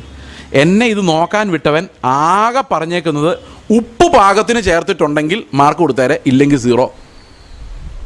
അപ്പോൾ ഈ സ്ത്രീ പറയാം കരഞ്ഞോണ്ട്, എൻ്റെ സാറേ, ഉപ്പെന്ന് പറയുന്നൊരു സാധനം ഈ പ്രപഞ്ചത്തിൽ കിട്ടാനില്ല, പിന്നെ ഞാൻ എന്ത് ചെയ്യും? ഇതേ അവസ്ഥയാണ് മനുഷ്യൻ്റെ അവസ്ഥ. എല്ലാത്തിലും കർത്താവ് ഒരൊറ്റ പോയിൻ്റേ നോക്കുന്നുള്ളൂ, അകപ്പ ഉണ്ടോ? എൻ്റെ ശരീരം അത് പ്രൊഡ്യൂസ് ചെയ്യുന്നില്ല, ഇല്ല, 0. ഇതാണ് അവസ്ഥ. ഈ ഒരു അവസ്ഥയിലാണ് നമ്മളെന്ന് തിരിച്ചറിയുമ്പോൾ ദൈവത്തെ നമ്മൾ കണ്ടാലുള്ള അവസ്ഥ എന്തായിരിക്കും? നമ്മൾ തകർന്നു പോകും. കാരണം ഒന്നും പുകഴാനില്ല, നേടാനില്ല, അല്ലേ, മാർക്കൊന്നും കിട്ടാനില്ല, ആ അവസ്ഥയിലാണ്. ഒരു എക്സാമ്പിളോട് നമുക്കിങ്ങനെ ചിന്തിക്കാം. സാധാരണഗതിയിൽ നമ്മൾ സ്കൂളുകളിൽ ഈ ജയിക്കുന്ന പിള്ളേർ പലതരമുണ്ട്. അതായത് റാങ്ക് കിട്ടുന്നവരുണ്ട്, ഫസ്റ്റ് ക്ലാസ് കിട്ടുന്നവരുണ്ട്, സെക്കൻഡ് ക്ലാസ് കിട്ടുന്നവരുണ്ട്, കഷ്ടിച്ച് കടന്നു കൂടുന്നവരുണ്ട്. തോക്കുന്നവർ 2 തരമേ ഉള്ളൂ. ഒന്ന് വിചാരിച്ചാൽ ജയിക്കാൻ പറ്റാവുന്നവനും എത്ര വിചാരിച്ചാലും ജയിക്കാൻ പറ്റാത്തവനും. 2 തരം ആൾക്കാരെ തോക്കുന്നവരുടെ കൂട്ടത്തിലുള്ളൂ. ഈ ജയിക്കാൻ പറ്റുന്നവരുടെ ടീച്ചർമാർ എന്തായിരിക്കും പറയുന്നത്? ഒന്നും കൂടെ ഉത്സാഹിച്ച് പഠിക്കടാ, നിനക്ക് ജയിക്കാം. തോക്കുക മാത്രമേ ഉള്ളൂ എന്ന് ഉറപ്പുള്ള, അവൻ എഴുതുന്നത് പോലും എന്താണെന്ന് ആർക്കും വായിക്കാൻ പറ്റാത്ത അവസ്ഥയിലാണെങ്കിൽ അവനോട് എന്തായിരിക്കും ടീച്ചർ പറയുന്നത്? എൻ്റെ മോനെ, വേറെ പണി വല്ലതും ഉണ്ടേ നോക്ക്, ഞങ്ങളുടെ സ്കൂളിന് പേരുദോഷം ഉണ്ടാക്കാതെ TC മേടിച്ചുകൊണ്ട് എവിടെയെങ്കിലും പോകുന്നതായിരിക്കും പറയുന്നത്, അല്ലേ? ശരിക്കും നമ്മുടെ അവസ്ഥ അതാ. എല്ലാത്തിനും 0 കിട്ടുന്ന അവസ്ഥ. ഈ 0 കിട്ടുന്ന എനിക്ക് 100 കിട്ടാൻ എന്തെങ്കിലും വഴിയുണ്ടോ? ഇപ്പം ടീച്ചർ ഈ കൊച്ചിനോട് പറയാണ് ഒരു ദിവസം, മോനെ, നീ എഴുതിയാൽ നിനക്കൊന്നും കിട്ടില്ല, പകരം ഞാനൊരു വഴി പറഞ്ഞുതരാം. എന്താ? അല്ല, വഴി പറഞ്ഞു, ഒരു സന്തോഷ വാർത്ത ഞാൻ നിന്നോട് പറയാം.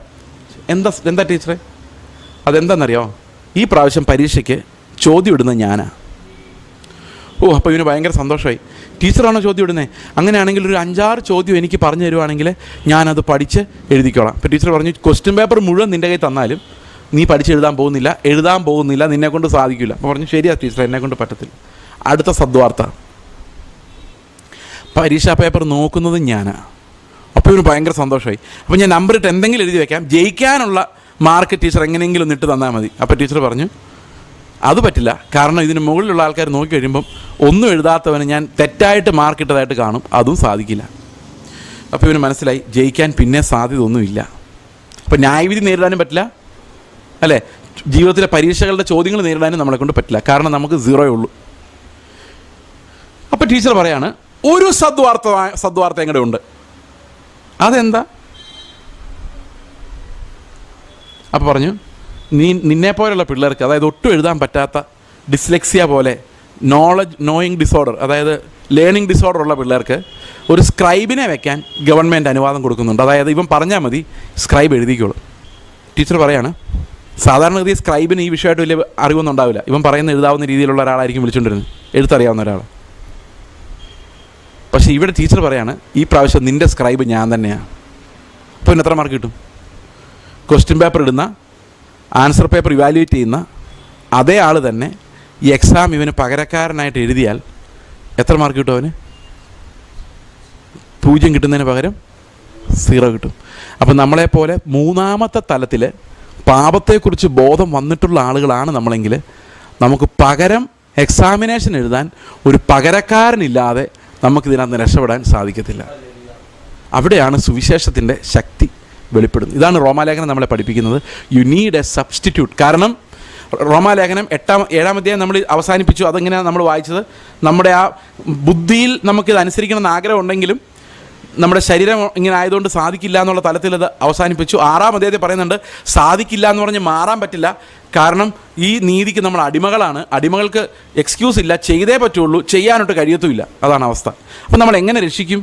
റോമാലേഖനം 8:3 പറയുന്നു, ജഡത്താലുള്ള ബലഹീനത നിമിത്തം, അതായത് എൻ്റെ ശരീരം കൊണ്ടുള്ള ബലഹീനത നിമിത്തം ന്യായപ്രമാണത്തിന് കഴിയാത്തതിനെ സാധിപ്പിക്കാൻ. അപ്പം ന്യായപ്രമാണം വിചാരിച്ചിട്ട് എന്തുകൊണ്ട് കഴിയുന്നില്ല? എൻ്റെ ജഡം ബലഹീനമായതുകൊണ്ട്, ഇതിൽ അകപ്പെ ഉണ്ടാകാത്തത് കൊണ്ട് കഴിയുന്നില്ല. ദൈവം തൻ്റെ പുത്രനെ, ഇത് 3-ാം വാക്യവും 4-ാം വാക്യവും കൂടെ ഞാൻ പറയുന്നത്, 8:3, പാപജഡത്തിൻ്റെ സദൃശ്യത്തിലും പാപം നിമിത്തവും അയച്ചു. അപ്പം ദൈവത്തിൻ്റെ പരിഹാരം എന്തായിരുന്നു? എൻ്റെ ശരീരത്തിൽ ഇത് നിറവേറാത്തത് കൊണ്ട് ദൈവം അവൻ്റെ പുത്രനെ എൻ്റെ ശരീരം പോലുള്ള പാപജഡത്തിൻ്റെ സദൃശമുള്ള ഒരു ശരീരവുമായിട്ട് ഈ ലോകത്തിലേക്ക് വിട്ടു. അപ്പോൾ ഒരു പകരക്കാരനെ വെക്കുകയാണ് ദൈവം ശരിക്കും ചെയ്തത്. എന്നിട്ട് ഞാൻ ചെയ്ത പാപങ്ങളുടെ ശിക്ഷ ആ ശരീരത്തിന്മേൽ വഹിച്ചു. എൻ്റെ ശരീരത്തിന്മേൽ വഹിച്ചായിരുന്നെങ്കിൽ എന്തായിരുന്നു അവസ്ഥ? നിത്യമായിട്ട് നരകത്തിൽ കിടക്കേണ്ടി വന്നതിന്. അപ്പോൾ നിത്യനായ പുത്രൻ്റെ ശരീരത്തിന്മേൽ ഒരു ടൈം കൊണ്ട്, അറ്റ് വൺ സിംഗിൾ ടൈം. അപ്പോൾ ക്രിസ്തുവിൻ്റെ ആ ഒരു മരണം കൊണ്ട് എന്ത് സംഭവിച്ചു എന്ന് ചോദിച്ചു കഴിഞ്ഞാൽ, ആ ശരീരത്തിന്മേൽ എൻ്റെ പാപങ്ങൾ എന്നേക്കുമായി വിധിക്കപ്പെട്ടു. അതാണ് ഒന്നാമത്തെ കാര്യം. രണ്ടാമത്തെ കാര്യം,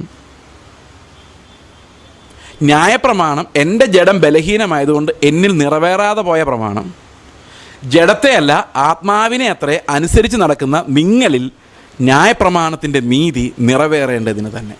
രണ്ട് കാര്യങ്ങളാണ് പകരക്കാരനെ വെച്ച് കർത്താവ് സാധിച്ചത്. ഒന്ന്, എൻ്റെ പാപത്തിന് അവൻ ശിക്ഷ അനുഭവിച്ചു. രണ്ട്, എൻ്റെ ശരീരത്തിൻ്റെ ബലഹീനത കാരണം എന്നിൽ നിറവേറാതെ പോയിരുന്ന ന്യായപ്രമാണം ബലഹീനതകളില്ലാത്തൊരു ശരീരത്തിന്മേൽ നിറവേറ്റി എനിക്കതിൻ്റെ നീതിയുടെ പ്രതിഫലം കർത്താവ് തന്നു. ഈ രണ്ട് കാര്യങ്ങളാണ് യേശു എന്ന പകരക്കാരൻ എനിക്ക് വേണ്ടി ചെയ്തത്. ഇത് നമ്മൾ ഒന്നും കൂടെ വിശദമായിട്ട് ചിന്തിച്ചാൽ, എനിക്ക് തോന്നുന്നു എനിക്ക് ഏറ്റവും നല്ലതുപോലെ പറഞ്ഞു തരാൻ പറ്റുന്നത് ഞാൻ എങ്ങനെ രക്ഷിക്കപ്പെട്ടു എന്നുള്ള ആ അനുഭവം പറയുന്നതിലൂടെയാണ് എനിക്കിത് ഏറ്റവും വ്യക്തമായിട്ട് മനസ്സിലാക്കി തരാൻ പറ്റുന്നത്. ഞാൻ രക്ഷിക്കപ്പെടുന്ന സമയത്ത്, വീണ്ടും ഞാൻ അനുഭവം പ്രാപിക്കുന്ന സമയത്ത് എൻ്റെ മുമ്പിലുണ്ടായ അവസ്ഥ ഇതാണ്. ഞാൻ ദൈവത്തിൻ്റെ സന്നിധിയിൽ പോയി നിസ്സഹായനായിട്ട് അവൻ്റെ കോടതിയുടെ മുമ്പിൽ പോയി നിൽക്കുകയായിരുന്നു. രക്ഷിക്കപ്പെടുന്ന ഓരോ ദൈവ പൈതലും, ഓരോ വ്യക്തിയും ദൈവത്തിൻ്റെ നീതിയുടെ കോടതിയുടെ മുമ്പിൽ പോയി നിൽക്കാൻ ബാധ്യസ്ഥനാണ്. അവിടെ നിന്ന് മാത്രമേ നമുക്ക് നീതീകരണം ലഭിക്കുകയുള്ളൂ. അപ്പോൾ എൻ്റെ കുറ്റങ്ങൾ പറയാൻ, ഞാൻ എന്തെല്ലാം തെറ്റുകൾ ചെയ്തിട്ടുണ്ട് എന്ന് പറയാൻ പിശാചും സാത്താനും അവിടെ എത്തിയിട്ടുണ്ട്. എനിക്ക് രക്ഷപ്പെടാൻ വേണ്ടി ഞാനൊരു പൊട്ട വക്കീലിനെ വിളിച്ചുകൊണ്ടും പോയിട്ടുണ്ട്. അങ്ങനെ 3 പേരാണ് അവിടെ നിൽക്കുന്നത്, ദൈവം കൂടാതെ. അപ്പോൾ സാത്താൻ നിന്നുകൊണ്ട് പറയാണ്, ഇവൻ ഒരു കൊലപാതകിയാണ്, ചെയ്സ് ജോസഫ് എന്ന് പറയുന്ന ഇവനൊരു കൊലപാതകിയാണ്. ഞാൻ പറഞ്ഞു, കർത്താവേ, ഒരു മനുഷ്യനെ ഞാൻ കൊന്നിട്ടില്ല, ഒരു കോഴിയെ പോലും കൊന്നിട്ടില്ല, മറ്റുള്ളവർ കൊല്ലുന്ന കോഴിയെ തിന്നുന്നുമില്ല, എന്നിട്ടും എന്നെ കൊലപാതകിയെന്ന് വിളിച്ച ഇവൻ കള്ളനല്ലേ? കർത്താവ് പറഞ്ഞു, നീ കോഴിയെ തിന്നോ ഇല്ലയോ എന്നുള്ളതല്ല ഇവിടുത്തെ കാര്യം, സഹോദരനെ ദ്വേഷിക്കുന്നവനെല്ലാം കൊലപാതകം. അപ്പോൾ ഞാൻ നോക്കിയപ്പം ഞാൻ ദ്വേഷിക്കാത്ത ആൾക്കാർ കുറവാണ്. കാരണം എനിക്ക് ചെറുപ്പം തൊട്ട് ഈ നിയമങ്ങൾ അനുസരിക്കണമെന്ന് ഭയങ്കര നിർബന്ധം. ഒന്നും അനുസരിക്കുന്നില്ല അകമേ, പക്ഷെ പുറമേ കാണുമ്പോൾ എല്ലാ നിയമങ്ങളും അനുസരിച്ച് മനുഷ്യരുടെ മുമ്പിൽ പെർഫെക്റ്റ് ആയിരിക്കണം എന്ന് എനിക്ക് ആഗ്രഹമാണ്. അതുകൊണ്ട് ഈ പെർഫെക്റ്റ് അല്ലാത്തവരോടല്ല എനിക്ക് പുച്ഛമാണ്. ഏതെങ്കിലും കൽപ്പന നിയമങ്ങൾ ലംഘിക്കുന്നവരോട് ഭയങ്കര പുച്ഛമാണ്. ഞാൻ കാരണം പഠിത്തം നിർത്തിപ്പോണ്ടി വന്നിട്ടുണ്ട് ഒത്തിരി ആൾക്കാർ. അപ്പോൾ ഞാൻ പലപ്പോഴും ഓർക്കും, ദൈവമേ, ഞാൻ റിപ്പോർട്ട് ചെയ്തുകൊണ്ട് അവരെവിടെയെങ്കിലും എന്നെ ശപിക്കുമായിരിക്കുമോ, അതോ അവരേതെങ്കിലും ഒരു ഗതിയിൽ എത്തിക്കാണോ, ഞാൻ പലപ്പോഴും വേദനയോട് ഓർക്കാറുണ്ട്.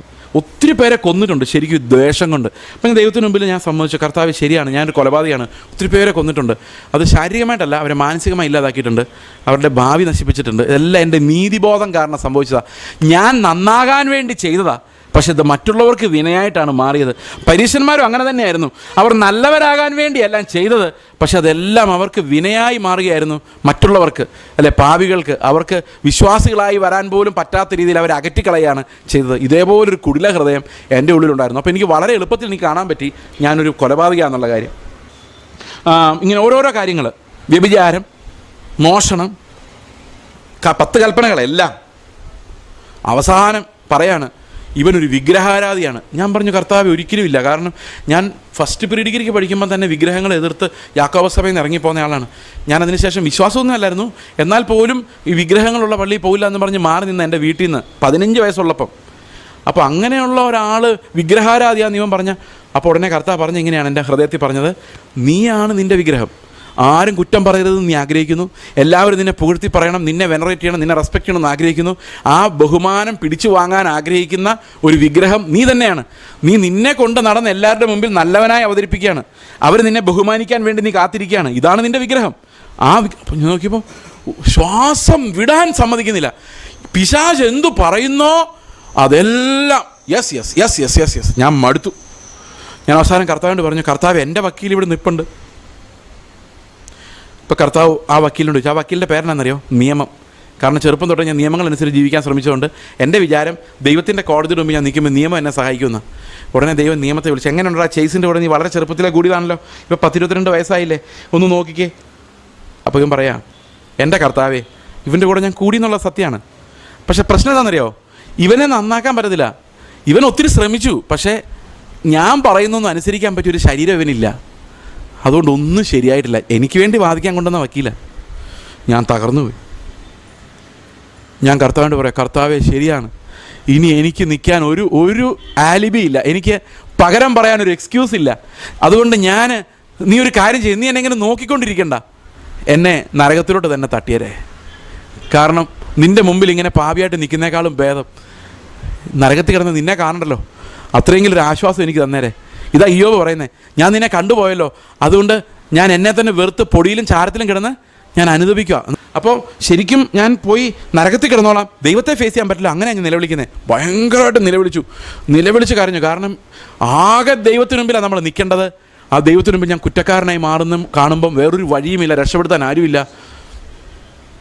കർത്താവിനോട് പറഞ്ഞു, നിന്നെ ഞാൻ ശിക്ഷിക്കുന്നില്ല, നീ എല്ലാ തെറ്റും ചെയ്തിട്ടുണ്ട്, പക്ഷേ നിന്നെ ഞാൻ ശിക്ഷിക്കുന്നില്ല, നീ സമാധാനമായിട്ട് പോയിക്കോ. അപ്പം ഞാൻ ചോദിച്ചു, അതെന്താ കർത്താവെ അങ്ങനെ ചെയ്തത്? അപ്പോൾ കർത്താവ് പറഞ്ഞു, 2000 വർഷങ്ങൾക്ക് മുമ്പ് എൻ്റെ പുത്രൻ മനുഷ്യരുടെ കോടതിയിൽ ഇങ്ങനെ പോയി നിന്നിരുന്നു, നീ ഇന്ന് എൻ്റെ കോടതി നിൽക്കുന്ന പോലെ. അന്ന് പീലാത്തോസ് അവനോട് ചോദിച്ചു, ഒരു വാക്ക് നീ പറ, ഒരു വാക്ക് നീ ചെയ്തിട്ടില്ല എന്ന് പറ. നിനക്കെതിരെയുള്ള സാക്ഷിമൊഴികളൊന്നും ഒത്തിട്ടില്ല, നിന്നെ വെറുതെ വിടാൻ അധികാരമുള്ളവനാ ചോദിക്കുന്നത്, ഒന്ന് പറ, എനിക്ക് നിന്നെ കൊല്ലണം എന്നില്ല. കർത്താവ് മിണ്ടുന്നില്ല. സത്യത്തിൽ പീലാത്തോസിനെ കുരുക്കിയത് കർത്താവാണ്. കർത്താവ് ഒരു വാക്ക് പറഞ്ഞാൽ മതി, യേശുക്രിസ്തു ഒരു വാക്ക് പറഞ്ഞാൽ മതി, ഞാനിത് ചെയ്തിട്ടില്ല. നമ്മളാണെ പണ്ട് അലറി വിളിച്ചേനെ. നമ്മൾ ചെയ്ത കാര്യം ഒരാൾ ചോദിച്ചാൽ തന്നെ ഇല്ലെന്ന് പറയാൻ തെളിയിക്കാൻ നമ്മളെല്ലാ പാടും പെടും. പീലാത്തോസ് ശരിക്കും വിഷമിച്ചു പോയി. അവിടെ എഴുതിയിരിക്കുന്ന പീലാത്തോസിനെ കുറിച്ച് പറഞ്ഞിരിക്കുന്നത്, Jesus was silent, Jesus did not utter a single word to the great amazement of the governor എന്നാണ്. ഗവർണർ അമ്പരന്ന് പോയി എന്നാ, മിണ്ടാതിരിക്കുന്നത്. രക്ഷപ്പെടാൻ ഒരൊറ്റ വാക്ക് പറഞ്ഞാൽ മതി, ക്രൂശിലെ നിസ്സഹായമായ മരണത്തിൽ നിന്ന് രക്ഷപ്പെടാൻ ഒറ്റ വാക്ക്, ഞാൻ ചെയ്തിട്ടില്ല. സാക്ഷിമൊഴികൾ പോരാ. അപ്പോൾ സീസറിന് പീലാത്തോസിന് എഴുതാം, സീസറെ ഇങ്ങനെ ഒരുത്തനെ പ്രതിയായിട്ട് കൊണ്ടുവന്നായിരുന്നു, പുള്ളിയോട് ചോദിച്ചു, പുള്ളി കുറ്റം നിഷേധിച്ചു. ആൾക്കാരോട് ചോദിച്ചപ്പോൾ ഒരു സാക്ഷിമൊഴി ഒത്തിട്ടില്ല, അതുകൊണ്ടാണ് ഞാൻ അയാളെ വെറുതെ വിട്ടതെന്ന് പറയാമായിരുന്നു. പക്ഷേ യേശു കുറ്റം നിഷേധിക്കുന്നില്ല, എഗ്രി ചെയ്യുന്നുമില്ല, നിഷേധിക്കുന്നുമില്ല, നിശബ്ദൻ. കർത്താവിനോട് പറഞ്ഞു, 2000 വർഷങ്ങൾക്ക് മുമ്പ് യേശു അങ്ങനെ നിന്ന് എന്തുകൊണ്ടാണെന്നറിയാമോ? ഇന്ന് നീ ഇങ്ങനെ വന്ന് നിൽക്കുന്ന അറിയാവുന്നതുകൊണ്ടാണ്. നിൻ്റെ പാപങ്ങളും കൊണ്ടാണ് അവൻ അന്ന് മിണ്ടാതിരുന്നത്. അന്ന് അവൻ മരിച്ചത് നിൻ്റെ മരണത്തിന് പകരമാണ്. അതുകൊണ്ടാണ് ഞാൻ നിന്നെ വെറുതെ വിട്ടിരിക്കുന്നത്. എനിക്ക് ഭയങ്കര സന്തോഷമായി. ഞാൻ ദൈവത്തെ സ്തോത്രം ചെയ്ത്, കർത്താവേ നന്ദി, നീ എന്നെ വിടുവിച്ചതിനായിട്ട് സ്തോത്രം. പക്ഷേ ഞാനിപ്പോഴും ഞാൻ പാപിയ തന്നെയല്ലേ, പാപം മോചിക്കപ്പെട്ടെന്നുള്ളൂ, പക്ഷേ എൻ്റെ സ്വഭാവം മാറിയിട്ടില്ല. അപ്പോൾ കർത്താവിനോട് പറഞ്ഞു, നിൽക്കേ ഒരു നിമിഷം. അവൻ്റെ ആത്മാവിനെ എൻ്റെ ഉള്ളിലേക്ക് തന്നു, അവൻ്റെ സ്വഭാവത്തെ എൻ്റെ ഉള്ളിലേക്ക് തന്നു. നീതിമാൻ എന്നൊരു പേര് എഴുതി എന്നെ ഒട്ടിച്ചു. ഞാൻ ചോദിച്ചു, എങ്ങനെ ഇത്രയും പാപം ഈ സാത്താൻ പറഞ്ഞിട്ട് എനിക്കൊന്നും നിഷേധിക്കാൻ പറ്റിയില്ല, എൻ്റെ വക്കീലിന് നിഷേധിക്കാൻ പറ്റില്ല, നീ എന്നെ എങ്ങനെ നീതിമാൻ എന്ന് പറഞ്ഞു ചോദിച്ചപ്പോൾ കർത്താവ് എന്താ പറഞ്ഞെന്നറിയോ? ഇതൊരു ഇമാജിനേഷനാണ്.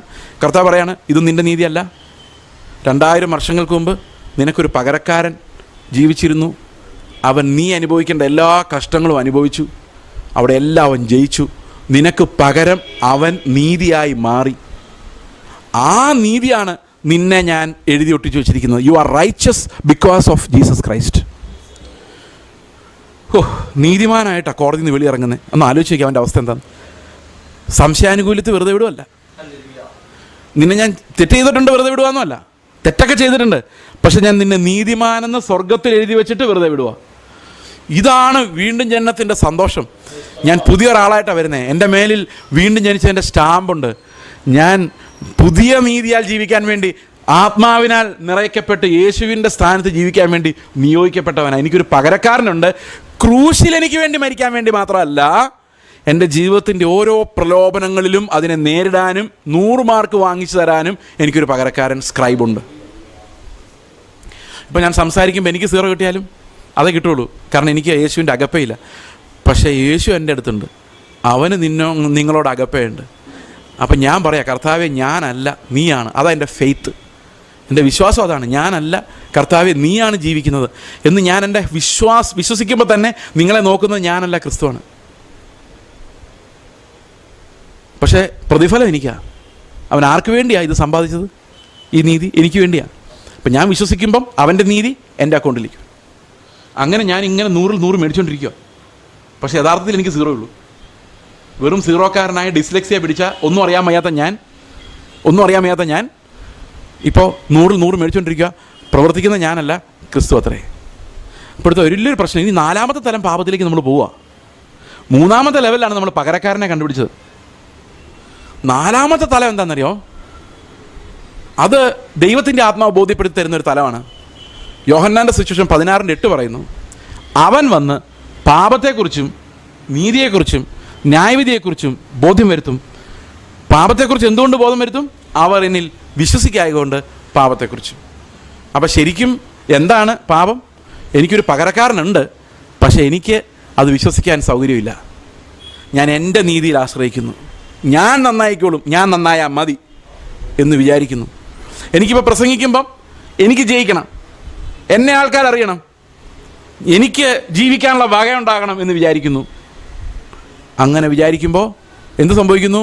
ക്രിസ്തുവല്ല, ഞാൻ എൻ്റെ പഴയ മനുഷ്യൻ, പ്രാകൃതനായ പാപം ചെയ്യാൻ മാത്രം പറ്റുന്ന പഴയ മനുഷ്യൻ പ്രസംഗിക്കുന്നു.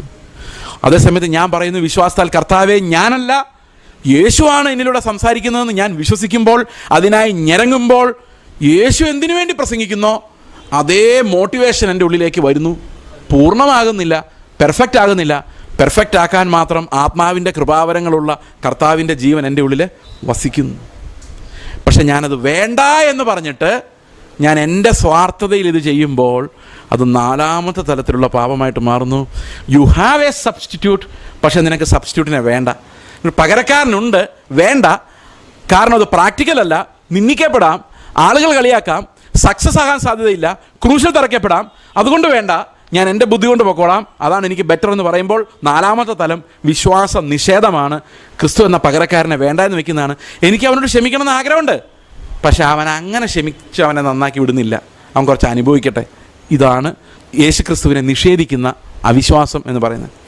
ഞാൻ വർഷങ്ങൾക്ക് മുമ്പ് ഞങ്ങളുടെ സഭയിൽ ഒരാൾ രാവിലെ മീറ്റിംഗ് തുടങ്ങാൻ നേരത്തെ ഓടി വന്നിട്ട് എന്നോട് പറഞ്ഞു, അതെ ഇന്ന് ഞാൻ കർത്തൃമേശ എടുക്കുന്നില്ല കേട്ടോ. ഞാൻ എന്താ കാര്യം? അതെ ഒരാളോട് ഇത്തിരി പ്രശ്നമുണ്ട്. ഞാൻ പറഞ്ഞു, എന്താ ബാ നമുക്ക് തീർക്കാം, ഇപ്പം തന്നെ തീർക്കാം.